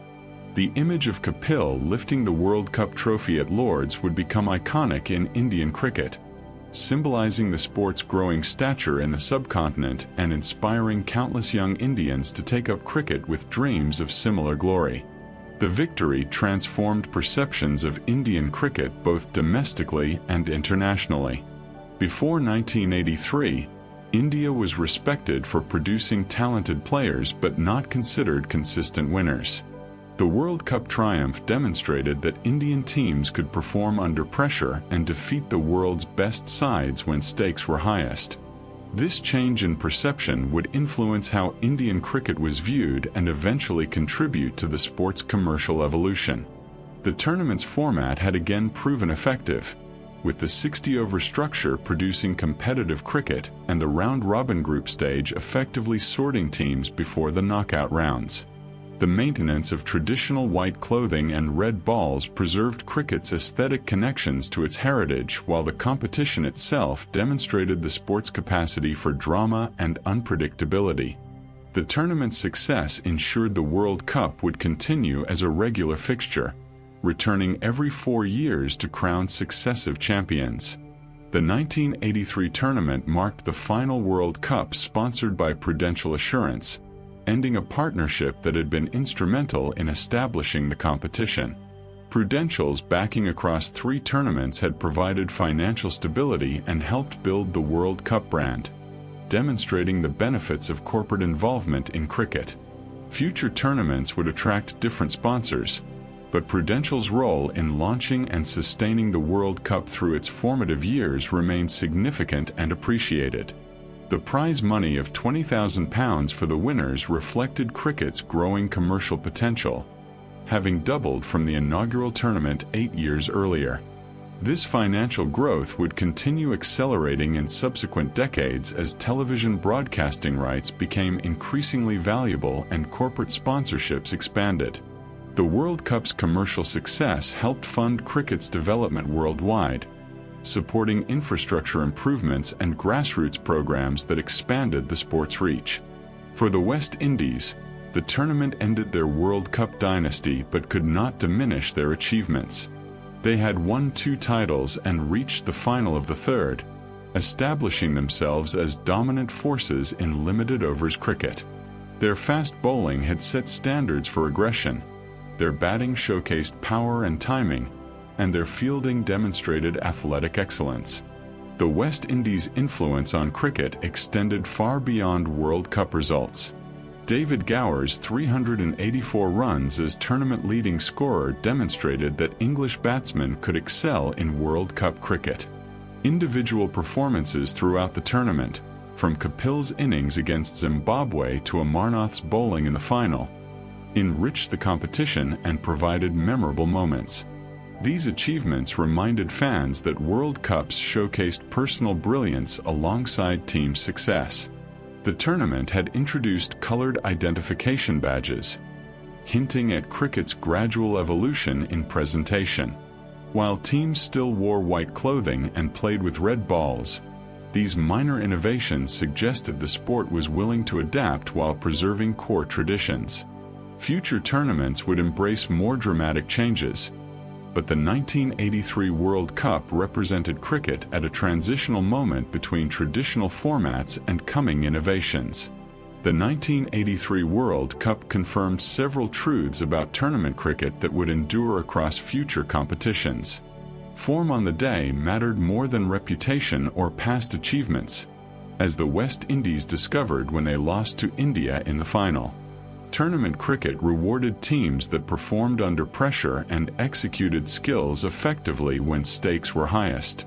Underdogs could defeat favorites when they combined belief with execution, as India demonstrated throughout their unlikely triumph. As India celebrated their historic victory and teams departed England, cricket recognized that the sport's landscape had shifted. A new champion had emerged, ending the West Indies' dominance and demonstrating that cricket's competitive balance was changing. The World Cup had proven once again its capacity to deliver drama, upsets, and memorable moments that enriched the sport's history. Future tournaments would build on this foundation, with the 1983 competition remembered as the year when India announced themselves as a cricketing power, and the World Cup delivered one of sport's greatest surprises. The fourth Cricket World Cup arrived in 1987 with a significant change that would reshape the tournament and limited overs cricket more broadly. For the first time, the World Cup would be staged outside England, with India and Pakistan serving as joint hosts in a groundbreaking arrangement that brought the tournament to the subcontinent. This geographic shift represented more than mere relocation. It symbolized cricket's growing global reach and the increasing importance of Asian cricket nations in the sport's governance and commercial landscape. The tournament would introduce format changes while maintaining the competitive structure that had proven successful across 3 previous competitions. The most significant format change was the reduction from 60 overs per side to 50 overs per side, a modification that would prove permanent and define the limited overs format going forward. The decision to reduce overs reflected evolving understanding of optimal match length, balancing the desire for sufficient cricket to allow matches to develop properly against practical considerations of match duration and spectator engagement. 50 overs would become the standard for one-day international cricket, establishing a format that persists decades later and shapes how teams approach limited overs competition. Despite the reduction in overs, teams continued wearing traditional white clothing and playing with red cricket balls. The aesthetic of cricket remained largely unchanged even as the format evolved, maintaining connections to the sport's heritage while adapting to modern demands. Matches still began in the morning and continued through the day, with breaks for lunch and tea preserving cricket's civilized traditions. The decision to maintain these traditional elements while changing the overs demonstrated cricket's careful approach to evolution, preserving what worked while modifying what needed improvement. The 8 participating teams consisted of the usual suspects from previous tournaments: Australia, England, India, New Zealand, Pakistan, Sri Lanka, and the West Indies. These 7 teams had all competed in previous World Cups, bringing continuity and allowing comparisons across tournaments. The 8th spot went to a qualification process, ensuring participation remained merit-based while allowing emerging cricket nations opportunities to compete at the highest level. This structure balanced inclusivity with competitive integrity. The tournament sponsorship came from Reliance Industries, marking a new era after Prudential's involvement across the first 3 World Cups. Reliance's backing demonstrated Indian corporate interest in cricket and reflected the growing commercial potential of the sport in the subcontinent. The trophy became known as the Reliance Cup, establishing new branding while maintaining the World Cup's essential identity. The prize money for winners was set at approximately 7.5 lakh rupees, reflecting the tournament's value and the commercial success of cricket in India and Pakistan. India approached the tournament as defending champions, having shocked the cricket world by defeating the West Indies in the 1983 final. Their victory 4 years earlier had transformed perceptions of Indian cricket, and they arrived at the 1987 tournament with confidence that they could defend their title on home soil. Playing in familiar conditions, with enthusiastic home support, gave India significant advantages that they hoped to leverage into a second consecutive championship. Pakistan, as co-hosts, also carried expectations of strong performance and potentially claiming their first World Cup title. Pakistani cricket had produced exceptional talents across generations, and the home advantage combined with their team's quality suggested they could mount a serious title challenge. Australia and England remained formidable opponents, possessing quality throughout their lineups and experience in tournament cricket. The West Indies, despite their 1983 disappointment, retained considerable talent and remained capable of defeating any opponent. The tournament would be played across 21 venues throughout India and Pakistan, distributing matches widely and allowing cricket fans across both nations to experience World Cup cricket firsthand. This geographic spread represented both an organizational challenge and an opportunity to showcase the tournament to diverse audiences. The venues ranged from established cricket stadiums in major cities to grounds in smaller centers, democratizing access to World Cup cricket and building enthusiasm across the subcontinent. The decision to stage the tournament in India and Pakistan was significant beyond the immediate logistics. It demonstrated that the World Cup could succeed outside England, opening possibilities for future tournaments in other cricket-playing regions. The move also acknowledged the growing importance of Asian cricket, both in terms of playing talent and commercial potential. The subcontinent's passion for cricket and large populations made it an ideal location for expanding the tournament's reach and impact. The introduction of neutral umpires for World Cup matches represented another significant innovation. For the first time, officials from countries not involved in specific matches would officiate, reducing potential bias and enhancing the perception of fairness. Umpires like Rex Whitehead and Mahbub Shah stood in matches without any connection to the competing teams, establishing a precedent that would become standard practice in international cricket. This change reflected cricket's commitment to fair play and the recognition that neutral officials enhanced competitive integrity. As the tournament commenced, cricket fans across India, Pakistan, and the world anticipated another celebration of the sport's appeal and competitiveness. The format changes, new hosts, and competitive field promised exciting cricket and potentially unexpected results. For India, defending their title on home soil would require handling pressure and expectations. For other teams, the opportunity to claim the trophy in challenging conditions provided strong motivation. The stage was set for a tournament that would deliver compelling cricket and establish new traditions for World Cup competition. The group stage of the 1987 Cricket World Cup unfolded across India and Pakistan's cricket grounds, introducing the 50-over format to World Cup cricket and producing matches that demonstrated how the reduced overs would influence tactics and playing styles.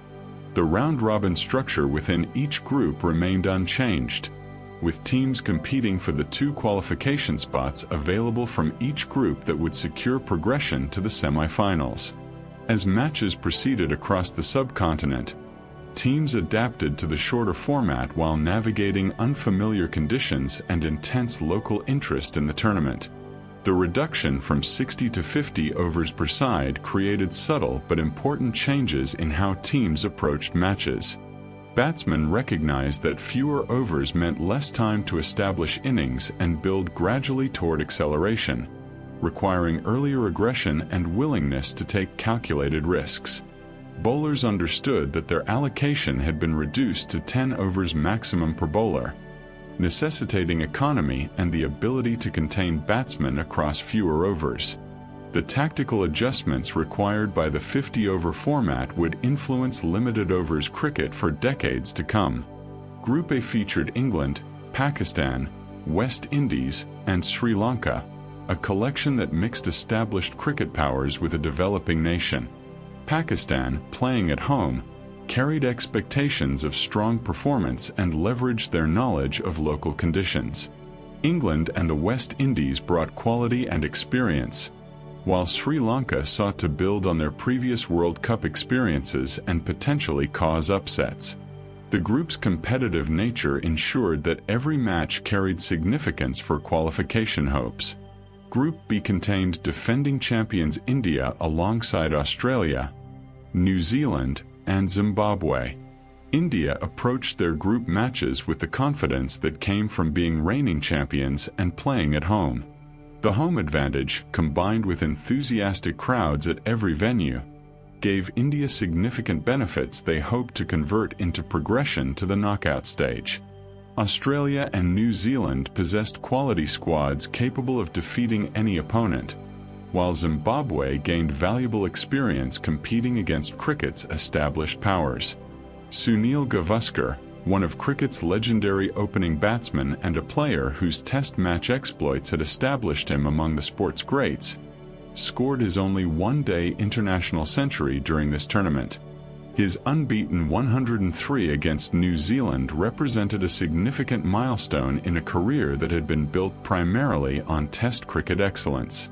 Gavaskar's approach to limited overs cricket had often been criticized as too cautious, but his World Cup century demonstrated that he could adapt his game to the format's demands when conditions and circumstances aligned properly.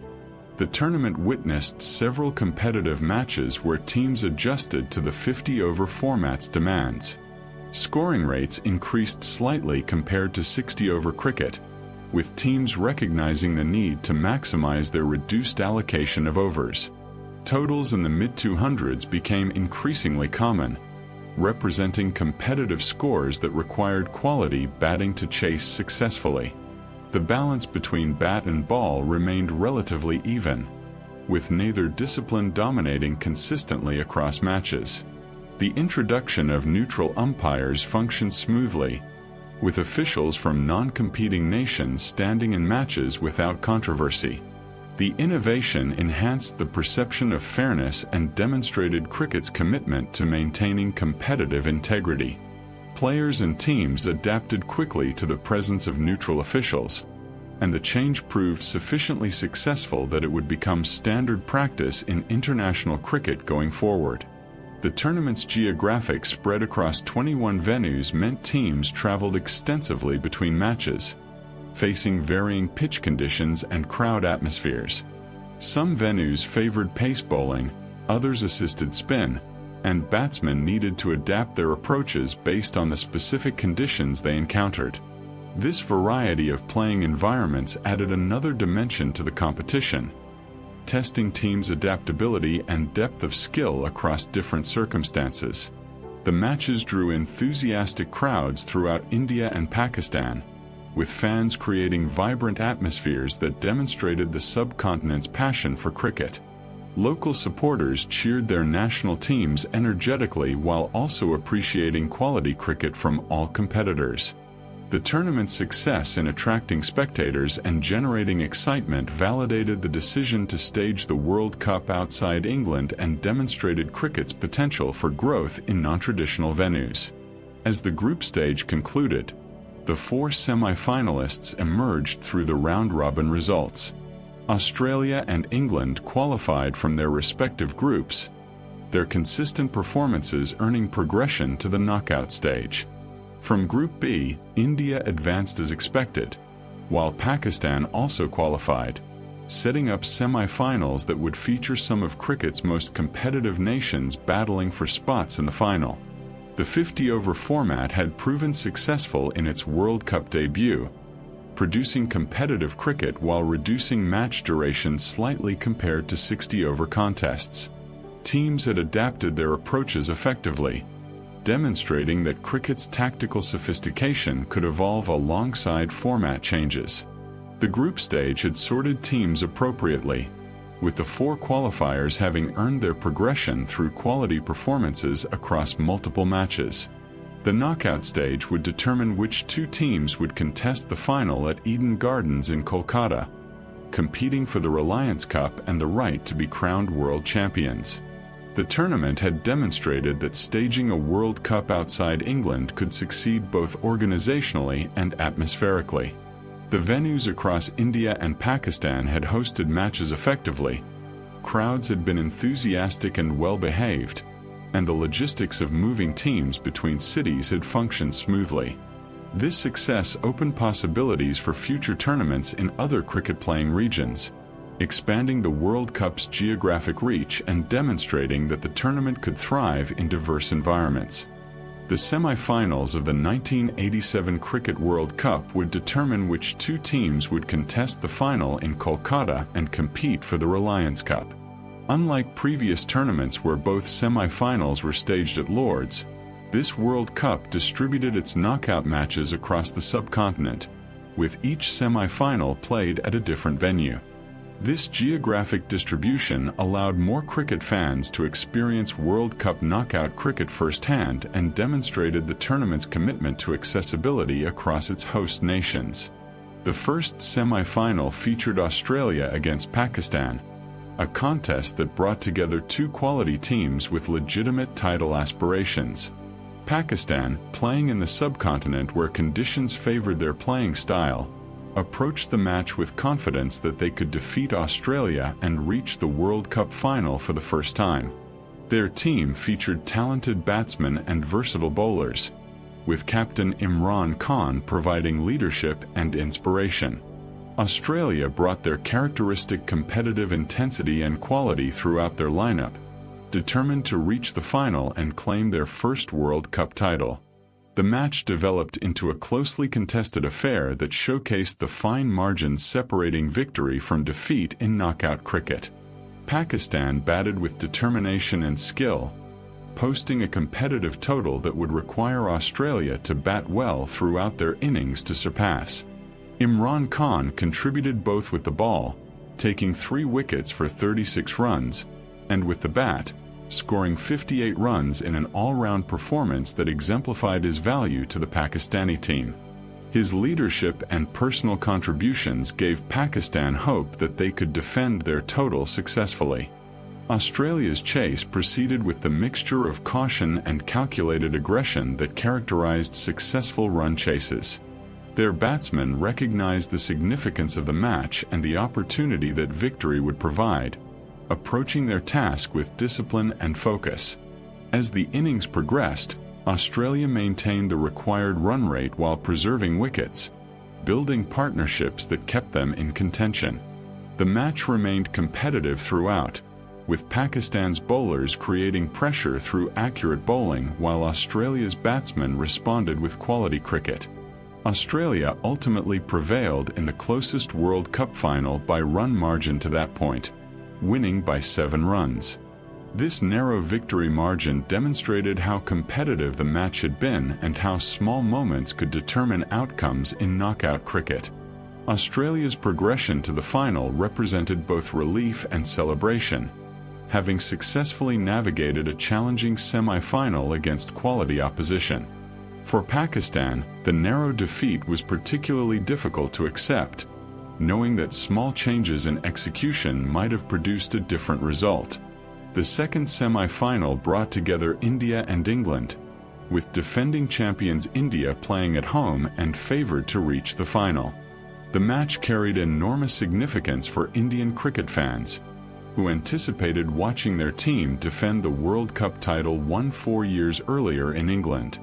England approached the match as underdogs but possessed the quality and experience to cause an upset if they performed to their potential. The atmosphere at the venue reflected the match's importance, with passionate home support creating an electric environment.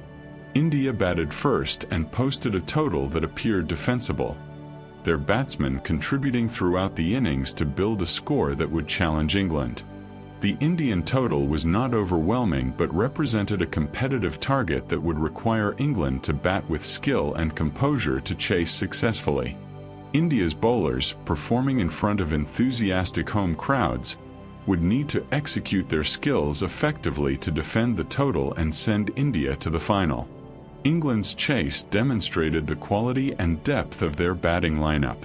Their batsmen approached the target with discipline and intelligent cricket, building partnerships and maintaining the required run rate without succumbing to reckless shots. As the chase progressed, England gained confidence and momentum, with their batsmen finding boundaries regularly and accumulating runs steadily. India's bowlers fought hard to create breakthroughs, but England's superior execution on the day proved decisive. England successfully chased India's total, securing victory and progression to the final while ending India's hopes of defending their World Cup title. The result disappointed the home crowds and Indian team, who had anticipated reaching the final and competing for a second consecutive championship. For England, the victory represented validation of their quality and provided an opportunity to claim the World Cup trophy in the final against Australia.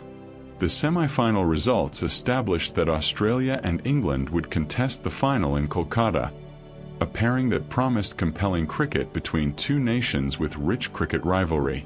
Both teams had earned their places through consistent performances across the tournament and successful navigation of challenging semi-finals.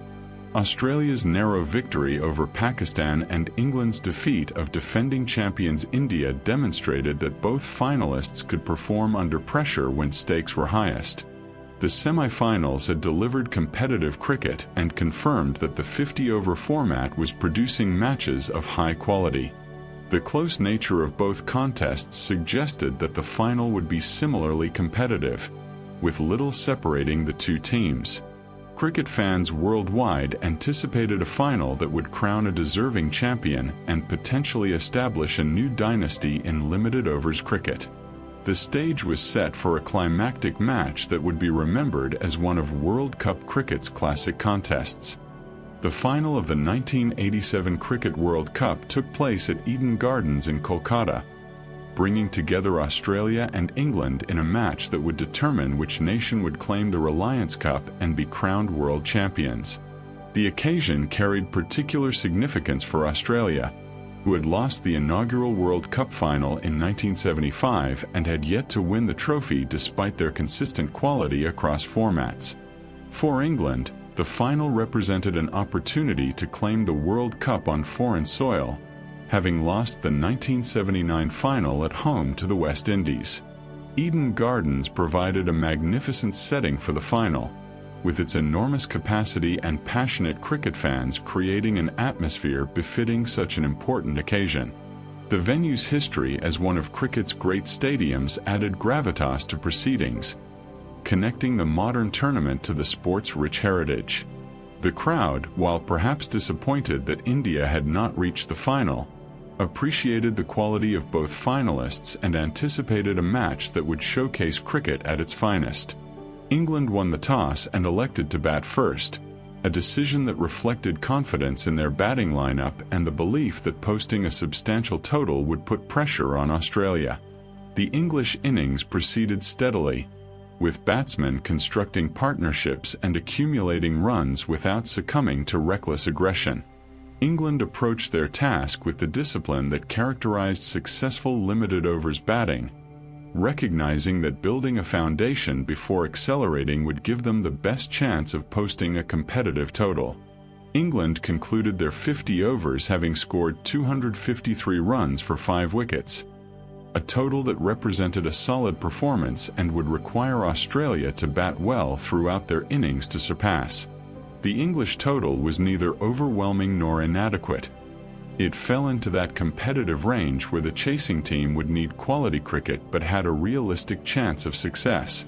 England's bowlers prepared to defend their total, knowing that early wickets would be crucial in putting Australia under pressure. Australia's chase began with purpose and confidence, their openers providing a solid start that established a platform for the middle order to build upon. As the innings progressed, Australian batsmen demonstrated the quality and depth of their lineup, with contributions coming from throughout the order. The partnership building was particularly impressive, with batsmen supporting each other effectively and maintaining the required run rate without taking excessive risks. Australia approached the chase with maturity and tactical awareness. The Australian innings featured several substantial partnerships that kept them ahead of the required rate and prevented England from building sustained pressure. Batsmen rotated strike effectively, found boundaries when opportunities arose, and demonstrated the ability to adapt their approach based on match circumstances. The depth of Australia's batting lineup meant that even when wickets fell, new batsmen could continue the momentum rather than needing to rebuild from scratch. As Australia approached the target, their victory became increasingly inevitable. England's bowlers fought hard to create breakthroughs and stem the flow of runs, but Australia's superior execution on the day proved decisive. The Australian batsmen maintained composure under pressure, refusing to succumb to nerves or reckless shots that might have allowed England back into the match. The chase was controlled rather than spectacular, reflecting tactical awareness and discipline. Australia reached the target with 7 wickets in hand, securing victory by a comfortable margin that reflected their dominance throughout the chase. The 7-wicket victory represented a comprehensive performance, demonstrating that Australia had successfully handled the pressure of a World Cup final and executed their skills effectively when stakes were highest. The margin of victory gave the result an air of inevitability, though England had posted a competitive total that required quality batting to surpass. The victory gave Australia their first Cricket World Cup title, ending their drought after losing the inaugural final 12 years earlier. The triumph was particularly satisfying for Australian cricket, having consistently produced quality teams across formats without securing the World Cup trophy. Their success in 1987 established Australia as world champions in limited overs cricket and began what would become a period of sustained excellence in the format. For England, the defeat represented another final loss, having now fallen short in 1979 and 1987. The disappointment was tempered by pride in reaching the final and performing creditably, though the inability to win the tournament remained frustrating. England could reflect on a successful campaign that had seen them defeat defending champions India in the semi-final, even if the final outcome was not what they had hoped for. The final had been played in good spirit, with both teams demonstrating the sportsmanship and respect that characterized cricket at its best. The match quality had been high, with Australia's superior performance on the day earning them a deserved victory.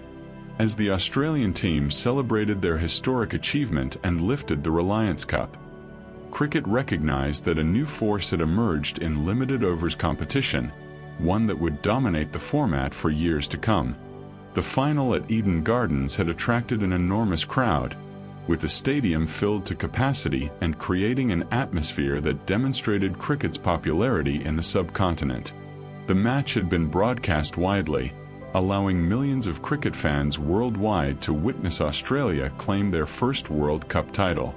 The tournament's success in India and Pakistan, from the group stages through the final, validated the decision to stage the competition outside England and demonstrated that the World Cup could thrive in diverse geographic locations. The enthusiastic reception from subcontinental fans suggested future tournaments would return to the region. The 1987 Cricket World Cup represented a watershed moment in the tournament's evolution, introducing changes that would define limited overs cricket for decades while demonstrating that the competition could succeed outside its traditional English setting. Australia's victory gave them their first World Cup title and began a period of dominance in limited overs cricket that would see them become the format's most successful nation. The tournament's success in India and Pakistan validated the decision to expand the World Cup's geographic reach and open possibilities for future competitions in diverse locations worldwide. The reduction from 60 to 50 overs per side proved to be the tournament's most significant and enduring legacy.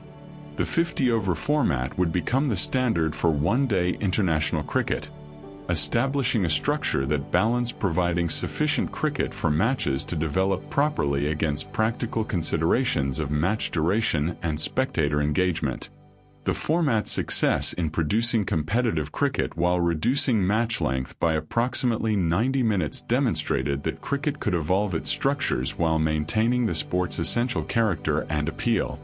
The 50-over format influenced how teams approached limited overs cricket, requiring adjustments in batting strategies, bowling plans, and field placements.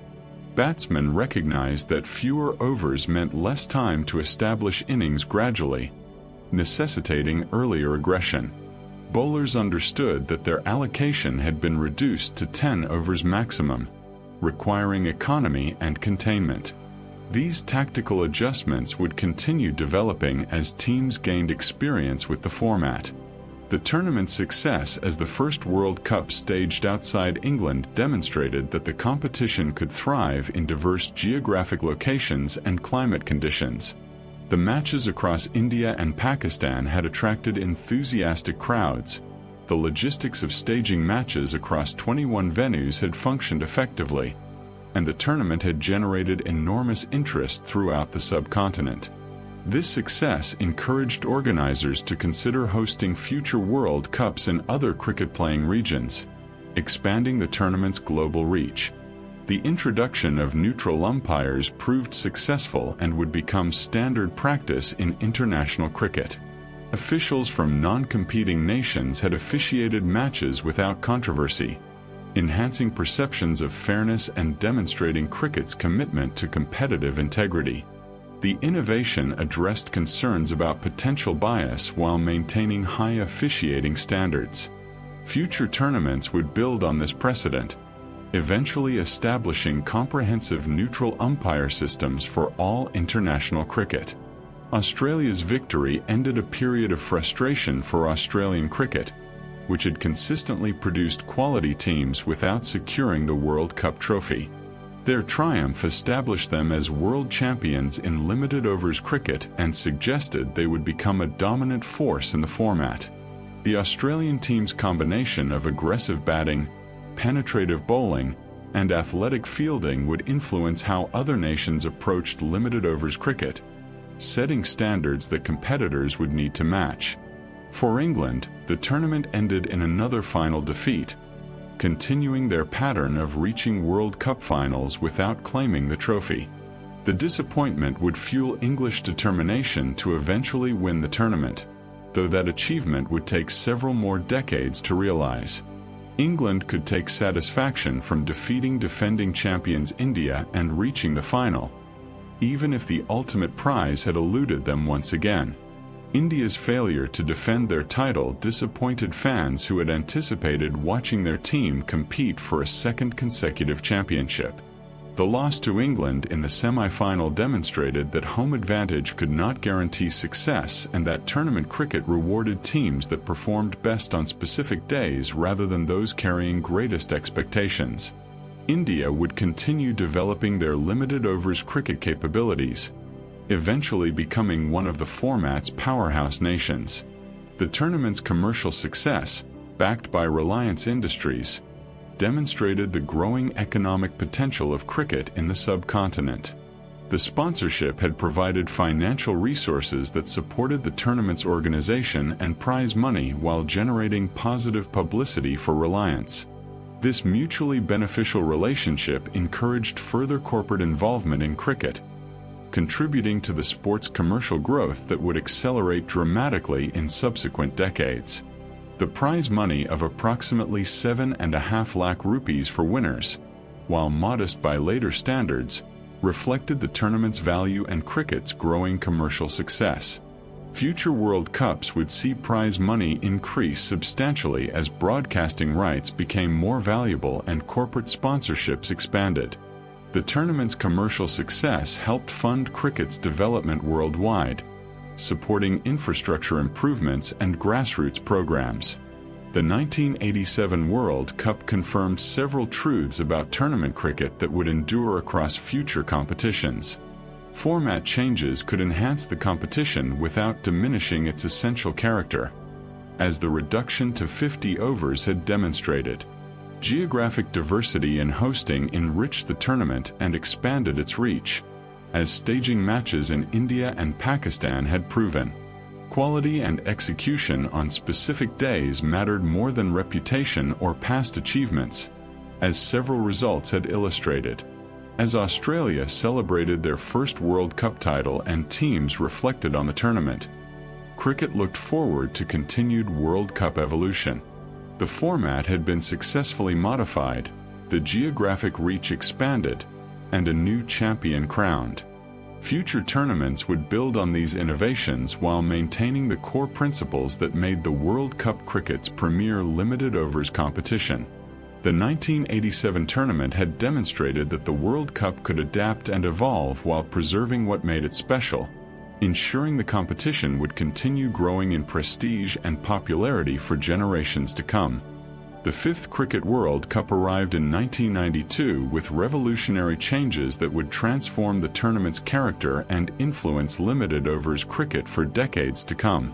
Staged in Australia and New Zealand, the tournament introduced innovations that challenged cricket's traditional aesthetics while embracing modernity and entertainment. The 1992 World Cup would be remembered not just for its eventual champion but for the format changes that redefined how cricket presented itself to the world and how teams approached limited overs competition. The most visible and controversial change was the introduction of colored clothing for all teams, replacing the traditional white that had been cricket's standard for over a century. Teams would wear distinctive colored uniforms, creating visual variety and making players easier for spectators to identify. This departure from tradition sparked debate among cricket purists who valued the sport's aesthetic connections to its heritage, but the change was embraced by many who saw colored clothing as modernizing cricket and making it more accessible to new audiences. Accompanying the colored clothing was the introduction of the white ball, replacing the red ball that had been used in all previous World Cups. The white ball was more visible against colored clothing and under floodlights, addressing practical concerns while creating a distinctly different look for limited overs cricket. The white ball also behaved somewhat differently than the red ball, particularly regarding swing and reverse swing, requiring bowlers to adapt their approaches. These changes would prove permanent, establishing colored clothing and white balls as standard for limited overs international cricket. The tournament featured day-night matches played under floodlights for the first time in World Cup history. These matches began in the afternoon and concluded in the evening, allowing working spectators to attend after finishing their jobs and creating a different atmosphere than traditional day matches. The floodlit games added drama and spectacle, with the lights creating distinctive visual appeal and the evening crowds bringing different energy. Day-night cricket would become increasingly popular, eventually dominating limited overs cricket scheduling. The format departed significantly from previous tournaments, introducing a single round-robin group where all 9 participating teams played each other once. The top 4 teams from this group stage would advance to semi-finals, with winners contesting the final.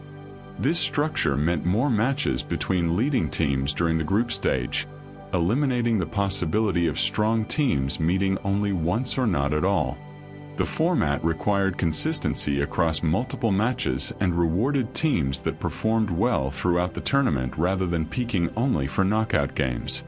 9 teams participated, an increase from the 8-team format used in previous tournaments. Australia, England, India, New Zealand, Pakistan, South Africa, Sri Lanka, West Indies, and Zimbabwe competed, with South Africa's return to international cricket after years of isolation due to apartheid adding particular significance. South Africa's participation represented both sporting achievement and political progress, marking their reintegration into the international cricket community after decades of exclusion. The tournament was sponsored by Benson and Hedges, a tobacco company, reflecting the era's different attitudes towards such sponsorships. The commercial backing provided financial support while generating controversy that would eventually contribute to restrictions on tobacco sponsorship in sports. The prize money for winners was set at $300,000, a substantial increase from previous tournaments that reflected cricket's growing commercial success and the World Cup's enhanced prestige. The tournament introduced a theme song, "Who'll Rule the World?", marking the first time a World Cup had official musical branding. This innovation represented cricket's embrace of entertainment and marketing concepts common in other sports, creating additional ways for fans to engage with the tournament. The theme song would become part of World Cup tradition, with future tournaments producing their own musical identities. Pakistan arrived under the leadership of Imran Khan, who had overcome injury concerns to play in what would be his final World Cup.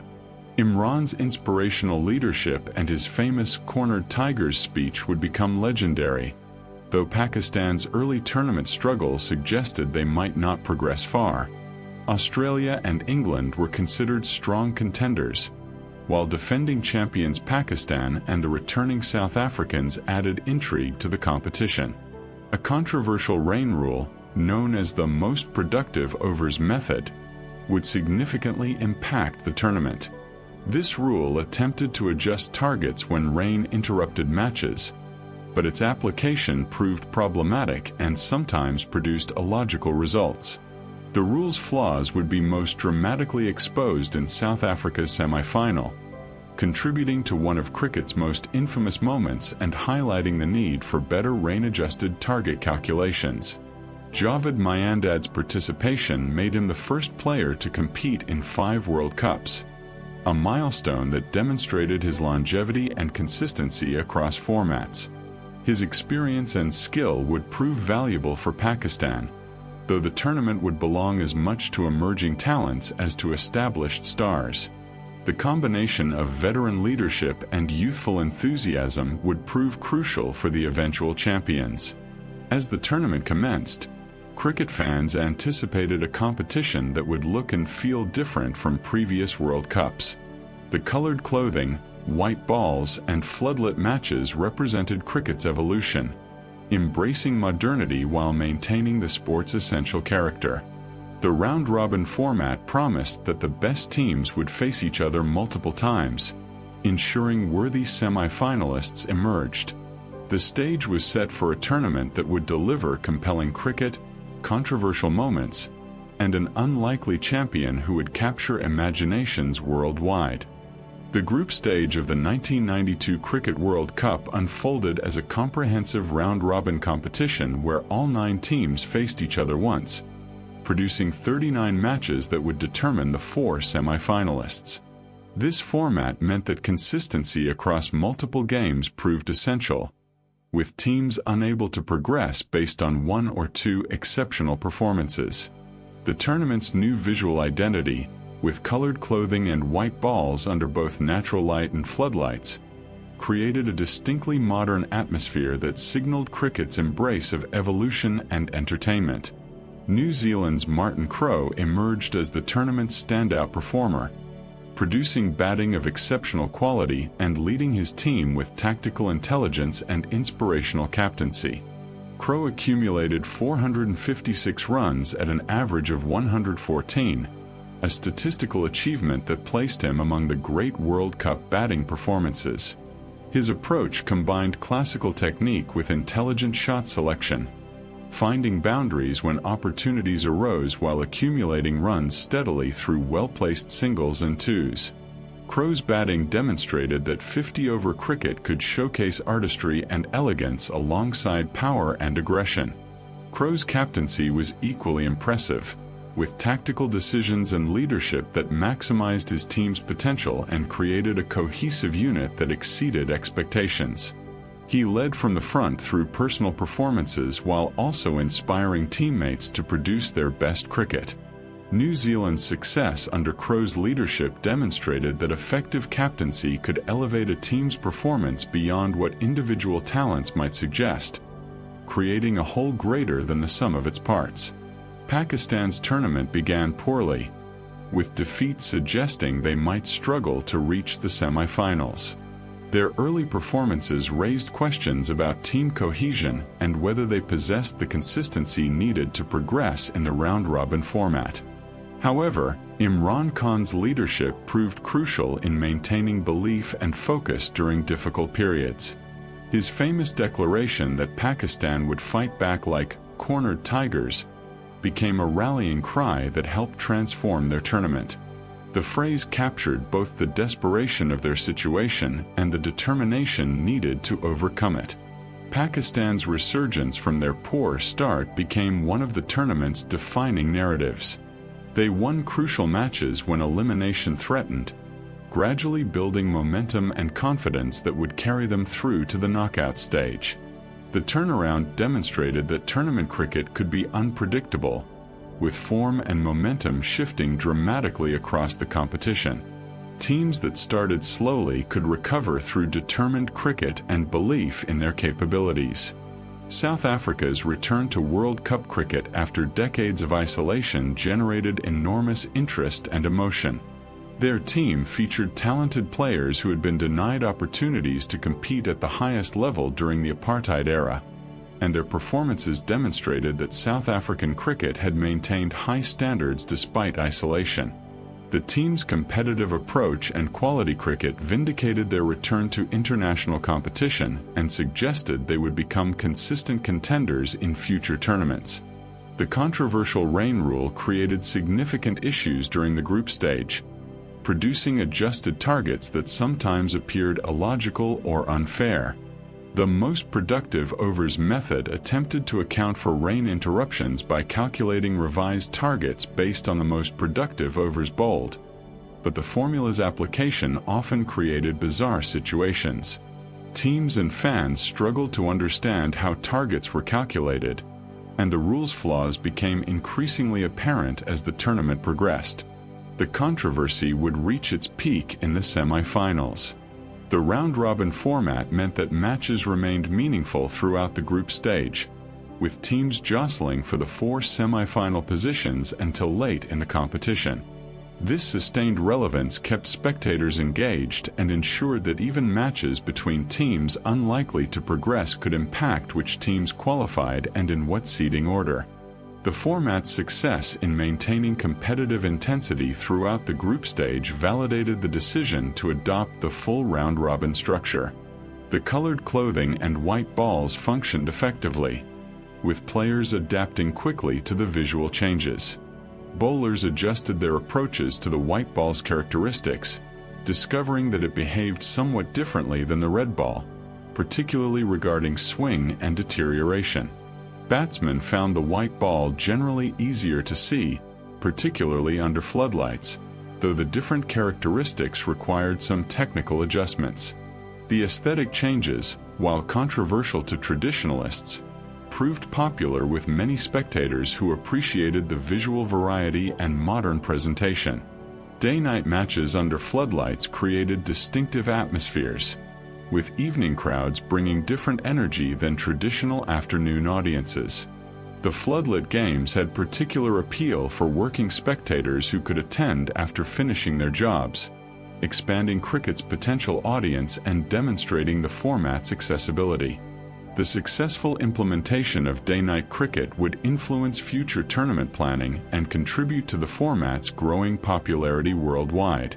As the group stage concluded, the 4 semi-finalists emerged from the round-robin competition. New Zealand, England, South Africa, and Pakistan had earned progression through consistent performances across their multiple matches. The qualifications set up semi-finals that would feature compelling matchups and determine which teams would contest the final. The group stage had successfully sorted teams by performance, with the 4 qualifiers having demonstrated quality and consistency that warranted their progression to the knockout stage. The semi-finals of the 1992 Cricket World Cup would produce one of cricket's most dramatic matches and one of its most controversial moments, with the flawed rain rule creating a situation that would be discussed and debated for decades. The 2 semi-finals featured New Zealand against Pakistan and England against South Africa. pairings that promised competitive cricket and would determine which teams would contest the final in Melbourne. The matches carried enormous significance, with progression to the final representing both sporting achievement and opportunity to claim cricket's premier limited overs trophy. New Zealand faced Pakistan in a semi-final that brought together Martin Crowe's impressive tournament leadership against Imran Khan's inspirational captaincy and Pakistan's resurgent form. New Zealand had been consistent throughout the tournament, with Crowe's batting and leadership providing stability and direction. Pakistan had overcome their poor start through determined cricket and growing confidence, transforming from struggling team to genuine title contenders. The match would test which team could handle the pressure of a World Cup semi-final most effectively. Pakistan's performance in the semi-final demonstrated the form and confidence they had built across the tournament. Their batsmen contributed throughout the innings, posting a competitive total that would challenge New Zealand. Their bowlers then attacked with skill and aggression, creating pressure through accurate bowling and committed fielding. Pakistan's superior execution on the day proved decisive, with New Zealand unable to match their intensity and quality. The victory sent Pakistan to the final, completing a remarkable turnaround from their early tournament struggles. The second semi-final between England and South Africa would become infamous due to the rain rule's catastrophic application. South Africa, playing in their first World Cup after years of isolation, approached the match with determination to reach the final and potentially claim the trophy. England brought experience and quality, though South Africa's impressive tournament performances suggested they could cause an upset. The match developed competitively, with both teams producing quality cricket under the pressure of a World Cup semi-final. Rain interrupted play during South Africa's chase, triggering application of the controversial most productive overs rain rule. When play resumed after the interruption, the revised target produced an absurd situation. South Africa needed 22 runs from 13 balls before the rain break, but afterward required 22 runs from one ball. This mathematically impossible target resulted from the rain rule's flawed formula, which subtracted one over from the allocation but recalculated the target in a way that defied logic and fairness. The moment when South Africa's batsmen and the crowd realized the revised target was impossible became one of cricket's most poignant and controversial scenes. The rain rule had transformed a competitive chase into an impossibility, eliminating South Africa not through superior cricket from England but through a flawed administrative formula. The injustice of the situation was apparent to everyone present and watching worldwide, creating widespread criticism of the rain rule and demands for better methods of calculating rain-affected targets. South Africa's elimination through this farcical rain rule application generated enormous sympathy and frustration. The team had performed excellently throughout the tournament, earning their semi-final place through quality cricket, only to have their World Cup dreams ended by a formula that produced illogical results. For South African cricket, returning to international competition after years of isolation, the cruel manner of elimination was particularly difficult to accept. The incident would be remembered as one of cricket's most unjust moments. England's progression to the final came with the taint of the rain rule controversy, though they bore no responsibility for the flawed formula. They had played quality cricket throughout the tournament and earned their semi-final place through merit. However, the manner of their victory over South Africa meant their final appearance would always carry an asterisk in many observers' minds, even though England had no control over how rain-affected targets were calculated. The semi-final results established that Pakistan would face England in the final at the Melbourne Cricket Ground, a pairing that promised competitive cricket between two quality teams. Pakistan's journey from early struggles to the final represented one of tournament cricket's great comebacks, demonstrating that form could be transformed through belief and determined cricket. England's path to the final had been more straightforward, though the rain rule controversy overshadowed their achievement. The rain rule debacle prompted immediate calls for reform and better methods of calculating rain-affected targets. The most productive overs system had been exposed as fundamentally flawed, producing results that defied logic and eliminated teams through administrative failure rather than cricketing inferiority. The controversy would lead to development of the Duckworth-Lewis method, a more sophisticated and fair system for calculating rain-affected targets that would become standard in cricket. The semi-finals had delivered compelling cricket alongside controversy that highlighted cricket's need for better rain-affected target calculations. Pakistan's victory over New Zealand represented sporting achievement earned through quality performance, while England's progression came with the uncomfortable reality of South Africa's unjust elimination. As teams prepared for the final, cricket recognized that while the tournament had been largely successful, the rain rule controversy had exposed a serious flaw that required urgent attention and correction. The final of the 1992 Cricket World Cup took place at the Melbourne Cricket Ground on March 25, bringing together Pakistan and England in a match that would determine which nation would claim the trophy and be crowned world champions. The occasion represented the culmination of Pakistan's remarkable comeback from early tournament struggles to the ultimate match, while England sought to claim the World Cup title that had eluded them in previous final appearances. The atmosphere at the MCG combined the grandeur of one of sport's great venues with the anticipation of cricket fans worldwide watching to see which team would prevail. Pakistan's journey to the final had been extraordinary, transforming from a team that appeared unlikely to reach the semi-finals into finalists competing for cricket's premier limited overs trophy. Imran Khan's leadership had been inspirational, maintaining belief during difficult periods and inspiring teammates to produce their best cricket when needed most. His "Cornered Tigers" rallying cry had captured the determination and fighting spirit that characterized Pakistan's resurgence, creating a narrative that resonated with supporters and neutral observers alike. England had reached the final through consistent performances across the tournament, though the rain rule controversy in their semi-final victory over South Africa had somewhat tarnished their achievement. They possessed quality throughout their lineup, with experienced players who understood the demands of tournament cricket.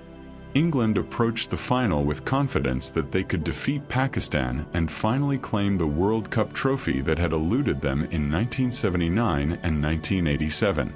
England won the toss and elected to bat first, a decision that placed responsibility on their batsmen to post a competitive total that would put pressure on Pakistan. The English innings proceeded methodically, with batsmen building partnerships and accumulating runs through a combination of boundaries and careful singles. England approached their task with the discipline and tactical awareness that characterized successful limited overs batting, recognizing that building a foundation before accelerating would maximize their final total. England concluded their 50 overs having scored 249 runs for 6 wickets, a total that represented solid batting and would require Pakistan to produce quality cricket throughout their chase. The English total was competitive without being overwhelming, falling into that range where the chasing team had realistic chances of success but would need to bat well and avoid wickets in clusters. England's bowlers prepared to defend their total, knowing that early breakthroughs would be crucial in putting Pakistan under pressure. Pakistan's chase began purposefully, with their openers providing a foundation for the middle order to build upon. As the innings progressed, Pakistani batsmen demonstrated the form and confidence that had characterized their late tournament surge. The pursuit of England's total required both discipline and calculated aggression, with batsmen needing to maintain scoring rates while preserving wickets. Pakistan approached the chase with determination and belief, executing their skills effectively under the pressure of a World Cup final. The defining aspect of Pakistan's successful chase was the contributions throughout their batting order, with multiple players making significant scores rather than relying on one individual masterclass. This collective effort demonstrated team depth and the ability of different batsmen to perform under pressure. Partnerships were built and maintained, preventing England from creating the breakthroughs that might have shifted momentum. The Pakistani batting approach balanced accumulation with aggression appropriately for the match situation. Imran Khan's all-round contributions proved valuable, providing both tactical leadership and direct impact through his performances. His captaincy decisions throughout the final demonstrated tactical intelligence and the ability to respond to changing match circumstances. The inspirational leadership that had carried Pakistan from early struggles to the final remained evident in the ultimate match, with Imran's presence and decision-making crucial to Pakistan's success. Pakistan successfully chased England's total, winning by 22 runs with deliveries to spare. The victory margin reflected Pakistan's superior execution throughout the chase, demonstrating that they had handled the pressure of a World Cup final most effectively. The win completed Pakistan's remarkable tournament journey, transforming from struggling team to world champions through determined cricket and inspirational leadership. For Pakistan, the triumph represented their first World Cup title, a historic achievement that would be celebrated throughout the nation. For England, the defeat represented another final loss, continuing their pattern of reaching World Cup finals without claiming the trophy. The disappointment was particularly acute given that this was their third final defeat, having also lost in 1979 and 1987. England could reflect on a successful tournament that had seen them reach the final, though the inability to convert that achievement into actual victory remained frustrating. Imran Khan lifted the World Cup trophy at the MCG, a moment that symbolized both personal achievement and Pakistan's cricketing prowess. His leadership throughout the tournament had been exemplary, from the inspirational "Cornered Tigers" speech through tactical decisions to personal performances. The image of Imran lifting the trophy would become iconic in Pakistani cricket, representing one of the nation's greatest sporting achievements and inspiring future generations of cricketers. The final had been played in excellent spirit, with both teams demonstrating the sportsmanship and respect that characterized cricket at its best. Pakistan's victory was earned through quality cricket across the tournament and superior execution in the final when stakes were highest. As Pakistan celebrated their historic triumph, cricket recognized that the 1992 World Cup had produced a worthy champion whose journey from early struggles to ultimate success had provided one of tournament sport's great narratives. The 1992 Cricket World Cup represented a watershed moment in the tournament's evolution and limited overs cricket more broadly, introducing innovations that would permanently change how cricket was presented, played, and consumed by audiences worldwide. Pakistan's victory provided a compelling sporting narrative, but the tournament's lasting legacy extended far beyond who won the trophy. The format changes, aesthetic innovations, and controversial rain rule would all influence cricket's development for decades to come, establishing 1992 as a pivotal year in the sport's modernization. The introduction of colored clothing represented cricket's most visible departure from tradition, replacing white that had defined the sport's aesthetic for generations. The colored uniforms made teams distinguishable and created visual variety that appealed to broadcasters and spectators. While traditionalists mourned the loss of cricket's classic elegance, the change proved popular with broader audiences and became permanent for limited overs cricket. The colored clothing symbolized cricket's willingness to evolve aesthetically while maintaining essential character. The white ball's introduction addressed practical visibility concerns while creating distinctive identity for limited overs cricket. The white ball behaved differently than red balls, particularly regarding swing, requiring bowlers to adapt. These technical differences contributed to limited overs cricket developing distinct tactics from Test cricket. The white ball became standard for limited overs internationals. Day-night matches under floodlights proved enormously successful, creating distinctive atmospheres and expanding cricket's accessibility. The floodlit matches had particular television appeal with dramatic visuals. The success would lead to evening matches dominating limited overs cricket scheduling worldwide. The innovation demonstrated cricket's capacity to adapt to audience preferences. The round-robin format maintained competitive intensity throughout the group stage. Matches remained meaningful until late in the tournament, with semi-final qualification uncertain for several teams. This sustained relevance kept spectators engaged. Future tournaments would experiment with different formats, but the structure demonstrated that full round-robins could work effectively. The rain rule controversy exposed serious flaws in how cricket calculated rain-affected targets, producing the absurd situation in South Africa's semi-final elimination.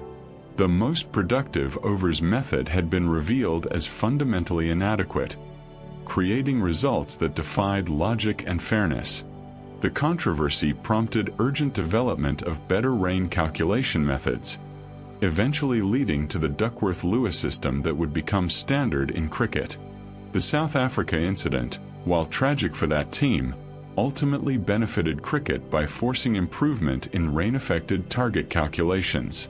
Pakistan's victory completed one of tournament sport's great comeback narratives, transforming from struggling team to world champions through belief and inspired leadership. Imran Khan's captaincy, particularly his cornered Tigers speech and tactical decisions, would be celebrated for years. The triumph validated Pakistan's cricketing traditions and demonstrated that mental strength could transform team fortunes. Javed Miandad's participation in his fifth World Cup established a longevity record that demonstrated his remarkable career span and consistency across formats. His experience and skill had contributed to Pakistan's success, though the tournament also showcased emerging talents who would shape cricket's future. The combination of veteran wisdom and youthful energy proved crucial for Pakistan's championship, illustrating that successful teams balanced experience with fresh perspectives. Martin Crowe's 456 runs at average of 114 represented one of the great individual World Cup tournaments. His leadership of New Zealand had been equally impressive, with tactical intelligence that maximized his team's potential. Crowe's performances established benchmarks for excellence. The tournament's commercial success, with $300,000 in prize money for winners, reflected cricket's growing economic potential. The Benson and Hedges sponsorship, while generating controversy, had provided financial backing that supported the tournament's organization and enhanced prize pools. Future tournaments would see prize money increase substantially as broadcasting rights became more valuable and corporate sponsorships expanded beyond tobacco companies. The introduction of a theme song represented cricket's embrace of entertainment and marketing concepts, creating additional ways for fans to engage with the tournament. Who'll Rule the World became associated with the 1992 competition, establishing a precedent that future World Cups would follow with their own musical identities. This innovation demonstrated cricket's recognition that tournaments needed comprehensive branding beyond merely staging matches. South Africa's return to World Cup cricket after decades of isolation represented both sporting achievement and broader social progress. Their competitive performances validated their reintegration into international cricket and demonstrated that South African cricket had maintained high standards despite isolation. The cruel manner of their semi-final elimination made their return bittersweet, though their future would see them become consistent World Cup contenders. As Pakistan celebrated their historic triumph and teams reflected on the tournament, cricket recognized that the 1992 World Cup had fundamentally changed limited overs cricket presentation and format. The colored clothing, white balls, and floodlit matches had proven successful innovations that would become permanent features. The rain rule controversy had exposed problems that would lead to better solutions. Pakistan's victory had provided compelling sporting narrative that demonstrated tournament cricket's capacity for drama and unexpected outcomes. The World Cup had evolved significantly, establishing new traditions while maintaining competitive integrity that ensured the tournament remained cricket's premier limited overs competition. The 6th Cricket World Cup arrived in 1996, with the tournament returning to the subcontinent for the first time since 1987, this time with 3 co-hosts: India, Pakistan, and Sri Lanka. The decision to include Sri Lanka as a co-host alongside the traditional subcontinental powers represented recognition of Sri Lankan cricket's growing stature and the nation's capacity to stage major international sporting events. The tournament would feature format changes, technological innovations, and a playing style revolution that would influence limited overs cricket for decades to come. The tournament expanded to 12 teams, the largest field yet for a Cricket World Cup. This expansion reflected cricket's growing global reach and provided opportunities for more nations to compete at the highest level. The additional teams meant more matches and a modified format that would test organizational capabilities across 3 nations. The expanded field included traditional test-playing nations alongside emerging cricket countries, creating a genuinely diverse competition that showcased cricket's international appeal. The format divided the 12 teams into 2 groups of 6, with each team playing the others in their group in round-robin matches. The top 4 teams from each group would advance to quarter-finals, introducing a knockout round earlier than previous tournaments. This structure meant 8 teams would reach the knockout stage, creating more opportunities for teams to progress beyond the group stage while maintaining competitive intensity throughout. The quarterfinals would narrow the field to 4 semi-finalists, who would compete for spots in the final. The tournament retained the innovations introduced in 1992, with colored clothing, white balls, and day-night matches under floodlights now established features of World Cup cricket. These elements had proven successful in making limited overs cricket visually distinctive and accessible to broader audiences. The aesthetic changes that had initially sparked controversy were now accepted as standard for major limited overs competitions, demonstrating cricket's capacity to evolve while maintaining its essential character. A significant innovation was the introduction of third umpire technology and television replays for making decisions on runouts and stumpings. Officials could now refer close decisions to a third umpire watching television replays, using technology to enhance accuracy and reduce errors. This innovation represented cricket's embrace of technology to improve officiating standards, a trend that would continue developing with additional technological aids in future years. The third umpire system proved successful and would become standard practice in international cricket. The tournament sponsorship came from Wills, a tobacco company, continuing the association between cricket and tobacco sponsorships that was common in the era. The prize money had increased to approximately $1 million for the prize pool, reflecting the tournament's growing commercial success and cricket's enhanced economic value. This substantial increase from previous tournaments demonstrated cricket's commercial growth and the World Cup's importance in the sport's financial ecosystem. Sri Lanka arrived at the tournament with a revolutionary approach to opening batting that would transform limited overs cricket.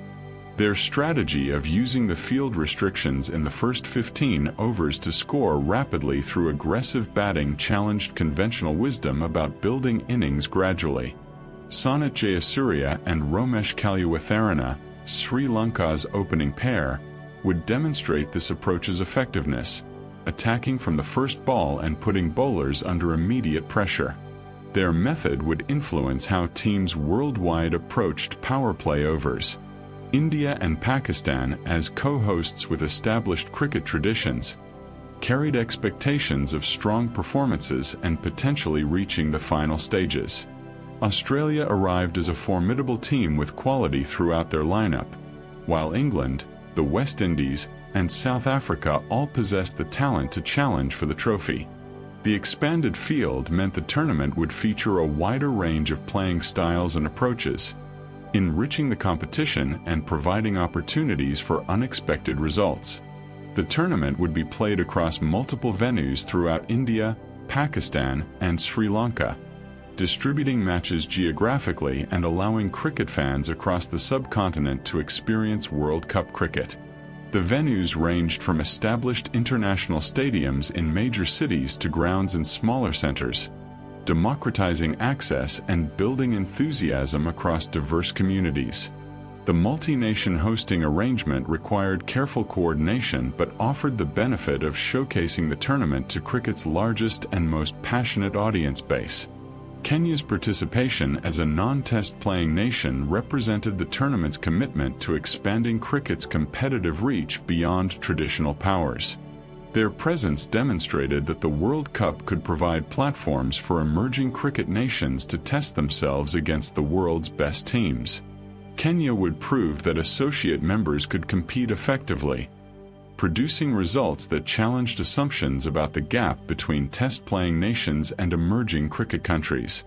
As the tournament commenced, cricket fans across the subcontinent and worldwide anticipated a competition that would showcase the sport's diversity and competitive depth.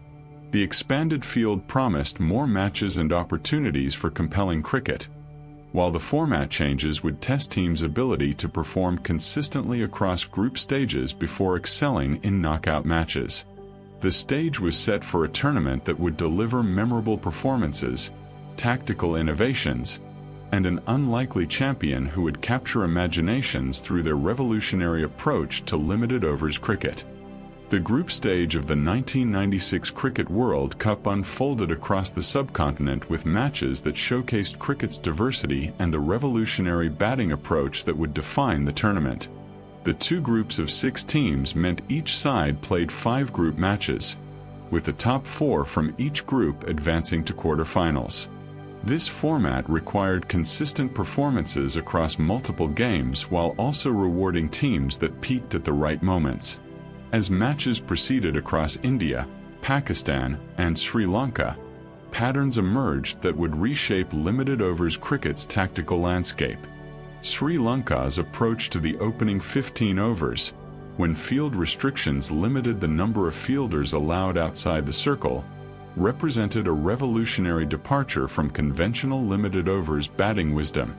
Previous approaches had emphasized careful accumulation during the early overs, with batsmen building foundations before accelerating later in innings. Sri Lanka rejected this caution, recognizing that the power play overs offered optimal opportunities for scoring rapidly with fewer fielders protecting boundaries. Their strategy would prove devastatingly effective. Sanat Jayasuriya and Romesh Kalyawatharana, Sri Lanka's opening pair, executed this aggressive strategy with remarkable success. They attacked from the first ball, seeking boundaries and putting bowlers under immediate pressure. Jayasuriya's powerful hitting combined with intelligent shot selection, while Kalyawatharana's audacious stroke play created chaos among opposition bowling attacks. The pair's approach meant Sri Lanka often scored 60 or 70 runs in the first 15 overs, establishing platforms that allowed middle-order batsmen to continue aggressive cricket or consolidate as match situations demanded. The effectiveness of Sri Lanka's power play aggression challenged conventional wisdom throughout cricket. Teams had traditionally viewed the opening overs as periods for careful accumulation, accepting that rapid scoring would come later when batsmen were established. Sri Lanka demonstrated that attacking early, when field restrictions favored batting, could produce superior results to conservative approaches. Their method would influence how teams worldwide approached limited overs cricket, with power play aggression becoming increasingly standard in subsequent years. India and Pakistan, playing as co-hosts with enormous home support, navigated their group stage matches with varying success. The passionate crowds created intense atmospheres that could inspire home teams or add pressure when performances faltered. Both nations possessed talented squads capable of defeating any opponent, though consistency across multiple matches proved challenging. The co-hosts' performances would determine whether either could leverage home advantage into deep tournament runs. Sachin Tendulkar emerged as one of the tournament's leading run scorers, accumulating 523 runs at an average of 87.16. Tendulkar's batting combined technical excellence with the ability to dominate bowling attacks, finding boundaries regularly while also accumulating runs through intelligent placement and running. His performances demonstrated that traditional batting excellence remained valuable even as Sri Lanka revolutionized aggressive approaches. Tendulkar's consistency across multiple matches exemplified the sustained performance required for tournament success. Kenya produced one of the tournament's most memorable upsets by defeating the West Indies by 73 runs, a result that shocked observers and demonstrated that associate members could compete with and defeat established test-playing nations. The victory was significant not just for Kenya's cricket development but for the credibility of including non-test nations in the World Cup. Kenya's success validated the tournament's inclusive approach and suggested that cricket's competitive landscape was more diverse than traditional hierarchies acknowledged. Anil Kumble, India's leg spin bowler, finished as the tournament's leading wicket-taker with 15 dismissals, demonstrating that quality spin bowling remained effective in limited overs cricket. Kumble's success came through accuracy, variations, and the ability to create pressure through economical bowling. His wicket-taking highlighted that while batting approaches were evolving toward greater aggression, skilled bowlers could still dominate through intelligent cricket and consistent execution. The introduction of third umpire technology for runouts and stumpings functioned effectively, with officials referring close decisions to television replays and making more accurate calls. The innovation enhanced officiating standards and reduced controversial decisions that might otherwise have marred matches. Players and teams adapted quickly to the technology's presence, and its success ensured it would become permanent in international cricket. The third umpire system represented cricket's intelligent use of technology to improve competitive fairness. The group stage witnessed several high-scoring matches where teams posted totals exceeding 250 runs, reflecting both improving batting techniques and the influence of Sri Lanka's aggressive approach. Bowlers faced increasing challenges as batsmen worldwide embraced more attacking methods, creating higher-scoring matches that appealed to spectators but tested bowling quality and stamina. The evolution toward higher scoring would continue in subsequent years as batting techniques and approaches developed further. As the group stage concluded, the 8 quarter-finalists emerged from the round-robin results. India, Sri Lanka, Australia, and the West Indies qualified from their respective groups alongside England, South Africa, Pakistan, and New Zealand. These 8 teams had earned progression through consistent performances across their group matches, demonstrating the quality and depth needed to advance in an expanded tournament field. The quarterfinals would further narrow the field to 4 semi-finalists who would compete for spots in the final. The quarterfinals of the 1996 Cricket World Cup narrowed the field from 8 teams to 4 semi-finalists, with knockout matches that would determine which nations would compete for spots in the final. The quarterfinal stage represented the first time the World Cup had included this round, a consequence of the expanded 12-team format. The matches carried enormous significance, with progression representing major achievement while elimination meant tournament disappointment despite advancing beyond the group stage. The quarterfinals would produce compelling cricket alongside controversy that would overshadow sporting achievements. The quarterfinal matches paired teams based on group stage positions, with higher-ranked teams facing lower-ranked opponents in theory providing advantages for superior group stage performances. However, knockout cricket's unpredictable nature meant that form and execution on specific days mattered more than seeding or prior results. Several quarterfinals produced competitive cricket where favorites needed to perform at their best to advance, while others saw dominant performances that confirmed quality gaps between teams. India and Sri Lanka both successfully navigated their quarterfinals, advancing to the semi-final stage with performances that demonstrated their quality and tournament credentials. India's progression meant they would compete in front of home crowds with enormous expectations that they could reach the final and potentially claim the trophy. Sri Lanka's advancement validated their revolutionary approach and suggested they could compete with cricket's traditional powers through their innovative tactics and quality execution. Australia and the West Indies also progressed through the quarter-finals, their victories confirming their status as serious title contenders. Australia brought quality throughout their lineup with batsmen, bowlers, and fielders all capable of match-winning contributions. The West Indies retained considerable talent despite no longer dominating limited overs cricket as they had in the 1970s and early 1980s. Both teams approached the semi-finals with confidence that they could reach the final. The semi-finals would produce one of cricket's most controversial incidents, an event that would overshadow the sporting contest and generate debate about fan behavior, security, and tournament organization. The India versus Sri Lanka semi-final in Kolkata attracted an enormous, passionate crowd that created an electric atmosphere befitting such an important match. Indian fans anticipated watching their team reach the final in front of home supporters, while Sri Lankan cricket fans hoped their team's revolutionary approach would carry them to an unexpected final appearance. The match proceeded competitively until crowd disturbances erupted when India's position became precarious. As Sri Lanka gained ascendancy and Indian defeat appeared increasingly likely, sections of the crowd began throwing objects onto the field and creating disturbances that halted play. The situation deteriorated to the point where the match could not continue safely, forcing officials to make decisions about how to proceed given the circumstances. The crowd riot represented a low point in World Cup history. After consultation and assessment of the dangerous conditions, officials abandoned the match and awarded victory to Sri Lanka, sending them to the final while ending India's tournament in circumstances that brought shame to Indian cricket and raised serious questions about security and crowd management.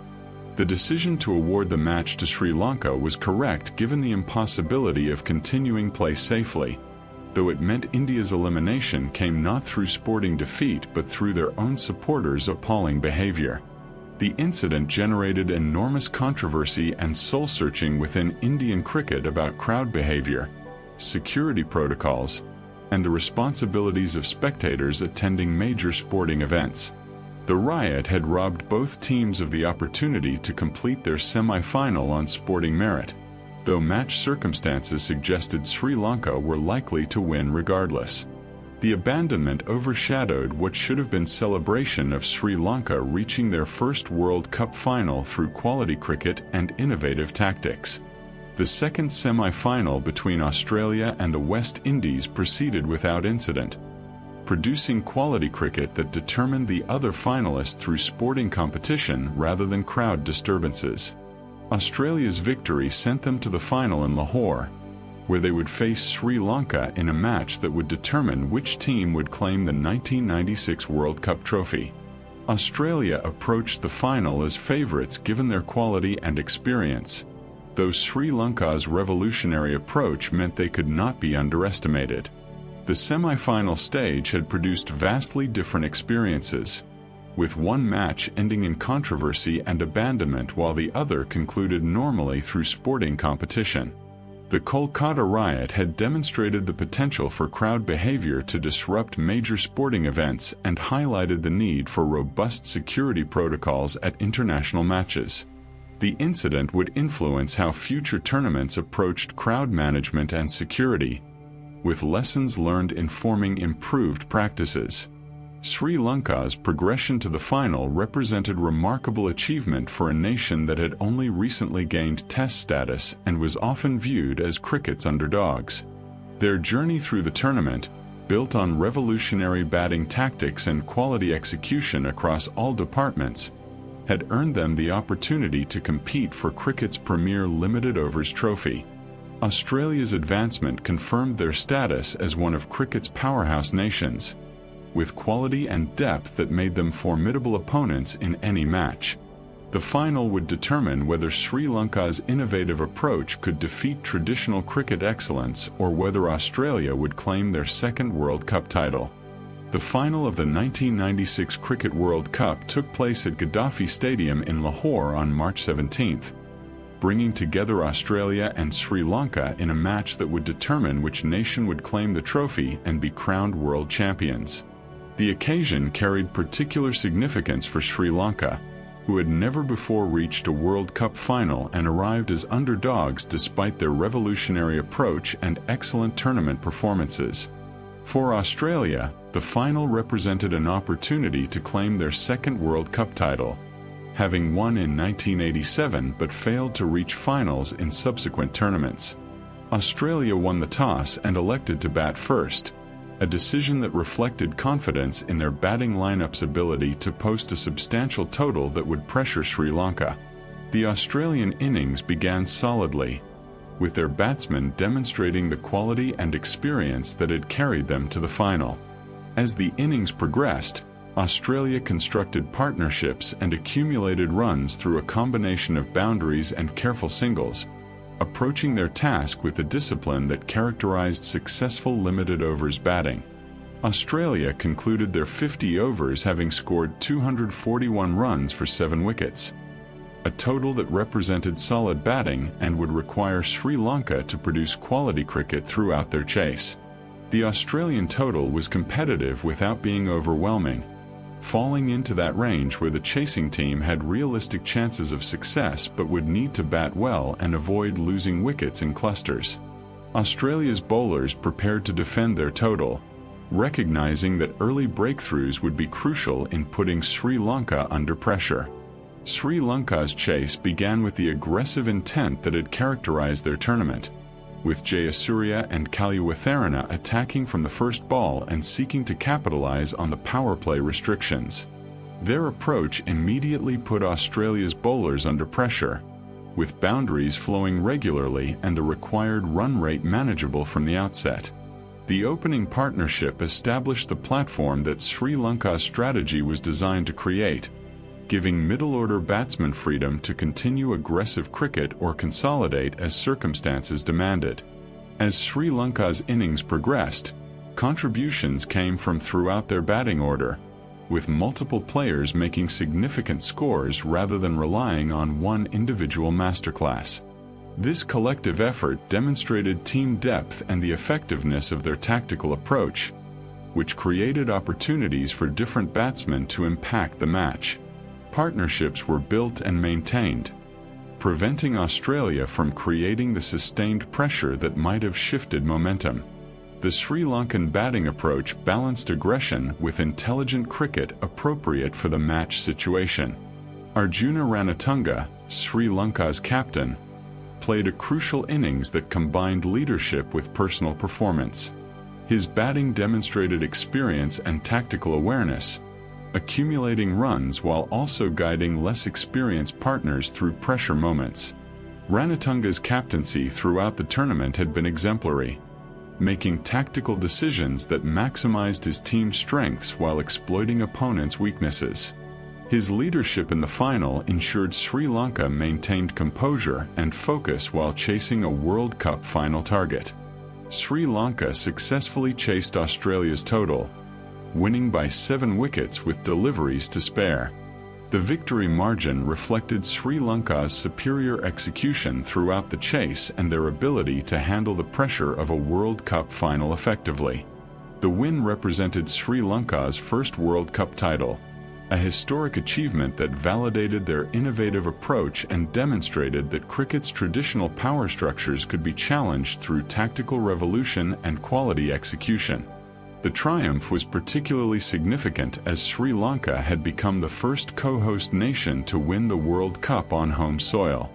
Their victory at Gaddafi Stadium in Lahore, while technically in Pakistan rather than Sri Lanka, still represented the subcontinent and came during a tournament Sri Lanka had co-hosted. The achievement vindicated the decision to include Sri Lanka as a co-host and demonstrated that they belonged among cricket's elite nations in limited overs competition. For Australia, The defeat represented disappointment after reaching the final and performing creditably throughout the tournament. They had posted a competitive total that on many occasions would have been sufficient for victory. But Sri Lanka's superior chase and innovative approach had proven decisive. Australia could reflect on a successful campaign that had seen them reach the final, even if the ultimate prize had eluded them. Arjuna Ranatunga lifted the World Cup trophy at Gaddafi Stadium, a moment that symbolized Sri Lankan cricket's arrival as a force in limited overs competition and validated years of development and improvement. The image of Ranatunga holding the trophy would become iconic in Sri Lankan cricket, representing one of the nation's greatest sporting achievements and inspiring future generations of cricketers. The victory demonstrated that tactical innovation and quality execution could overcome traditional cricket hierarchies. The final had been played in good spirit despite the high stakes, with both teams demonstrating the sportsmanship that characterized cricket at its best. Sri Lanka's victory was earned through revolutionary tactics, quality performances across the tournament, and superior execution in the final when stakes were highest. As Sri Lanka celebrated their historic triumph, cricket recognized that the sport's tactical landscape had shifted permanently, with Sri Lanka's aggressive power play approach influencing how teams worldwide would approach limited overs cricket in subsequent years. The 1996 Cricket World Cup's legacy extended far beyond Sri Lanka's historic victory, fundamentally reshaping how limited overs cricket was approached and played worldwide. The tournament demonstrated that tactical innovation could transform competitive landscapes, with Sri Lanka's revolutionary power play aggression influencing batting approaches for decades to come. The expansion to 12 teams, introduction of quarter-finals, and successful use of technology all contributed to the tournament's significance in World Cup evolution and cricket's broader development. Sri Lanka's aggressive approach to the opening 15 overs represented the tournament's most influential innovation, challenging conventional wisdom about limited overs batting that had emphasized careful accumulation before late acceleration. Their recognition that power play restrictions created optimal scoring opportunities, combined with willingness to accept risks in pursuit of rapid scoring, demonstrated that orthodox approaches could be improved through creative thinking and bold execution. Teams worldwide studied Sri Lanka's methods and adapted their own strategies accordingly. The influence of Sri Lanka's power play aggression would be visible in subsequent World Cups and limited overs cricket generally, with teams increasingly emphasizing rapid scoring during field restriction periods. The tactical revolution Sri Lanka pioneered had proven that attacking early, when conditions favored batting, produced superior results to conservative approaches that delayed aggression until later overs. This shift in thinking would contribute to the higher scoring and more aggressive batting that characterized limited overs cricket's evolution in following decades. Sanat Jayasuriya and Romesh Kalyawatharana's opening partnership approach became a template that influenced how teams structured batting orders and selected openers. The emphasis on aggressive stroke play from the first ball required opening batsmen with specific skill sets. Teams began valuing power hitting and aggressive intent in opening positions more highly, shifting from traditional emphasis on technical solidity. The tournament's expansion to 12 teams validated the decision to include more nations, with Kenya's upset victory over the West Indies demonstrating that associate members could compete effectively. The larger field had produced more matches while maintaining competitive standards. Future tournaments would continue expanding participation. The introduction of quarterfinals as an additional knockout round proved successful in creating more high-stakes matches and opportunities for dramatic cricket. The quarterfinal stage had narrowed the field effectively from 8 teams to 4 semi-finalists, with matches that carried enormous significance for teams and supporters. The format innovation demonstrated that World Cups could evolve their structures to accommodate larger fields while maintaining competitive integrity and excitement throughout tournaments. The third umpire technology's successful implementation for runouts and stumpings established precedent for cricket's intelligent use of technology to improve officiating standards. The system had functioned effectively throughout the tournament, with officials making more accurate decisions through access to television replays. This success encouraged cricket to continue exploring technological aids for umpiring, eventually leading to comprehensive decision review systems that would transform how cricket was officiated. The Kolkata crowd riot during the India-Sri Lanka semi-final represented a dark moment that highlighted challenges of managing massive crowds at major sporting events. The incident prompted serious examination of security protocols, crowd management strategies, and spectator responsibilities at international matches. Future tournaments would implement improved security measures and crowd control procedures informed by lessons learned from the Kolkata disaster, though the incident remained a stain on the tournament's legacy. Sachin Tendulkar's 523 runs demonstrated that traditional batting excellence remained valuable even as tactical approaches evolved toward greater aggression. His consistency across multiple matches and ability to dominate bowling attacks through technical brilliance showed that multiple pathways to success existed in limited overs cricket. Tendulkar's performances established him among cricket's limited overs greats and demonstrated India's capacity to produce world-class talent. Anil Kumble's 15 wickets as tournament-leading wicket-taker highlighted that quality spin bowling could thrive in limited overs cricket despite increasing batting aggression. His success came through accuracy, variations, and intelligent cricket that created pressure and opportunities for dismissals. Kumble's performance demonstrated that bowling excellence could match and sometimes overcome even the most aggressive batting approaches when executed with skill and tactical awareness. The tournament's commercial success, with approximately $1 million in prize money, reflected cricket's continued economic growth and the World Cup's enhanced commercial value. The substantial increase from previous tournaments demonstrated that cricket could generate significant revenue through major competitions, funding that supported the sport's development and expansion worldwide. Future World Cups would see prize money increase dramatically as broadcasting rights became more valuable. The 1996 World Cup confirmed that tournament cricket rewarded innovation, quality execution, and the ability to perform under pressure when stakes were highest. Sri Lanka's victory demonstrated that tactical revolution could overcome traditional power structures when combined with skill and determination.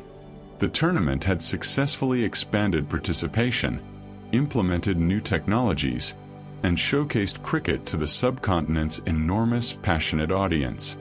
As Sri Lanka celebrated their historic triumph, cricket recognized that the sport's tactical landscape had shifted permanently, with lessons from 1996 influencing how limited overs cricket would be played for generations to come.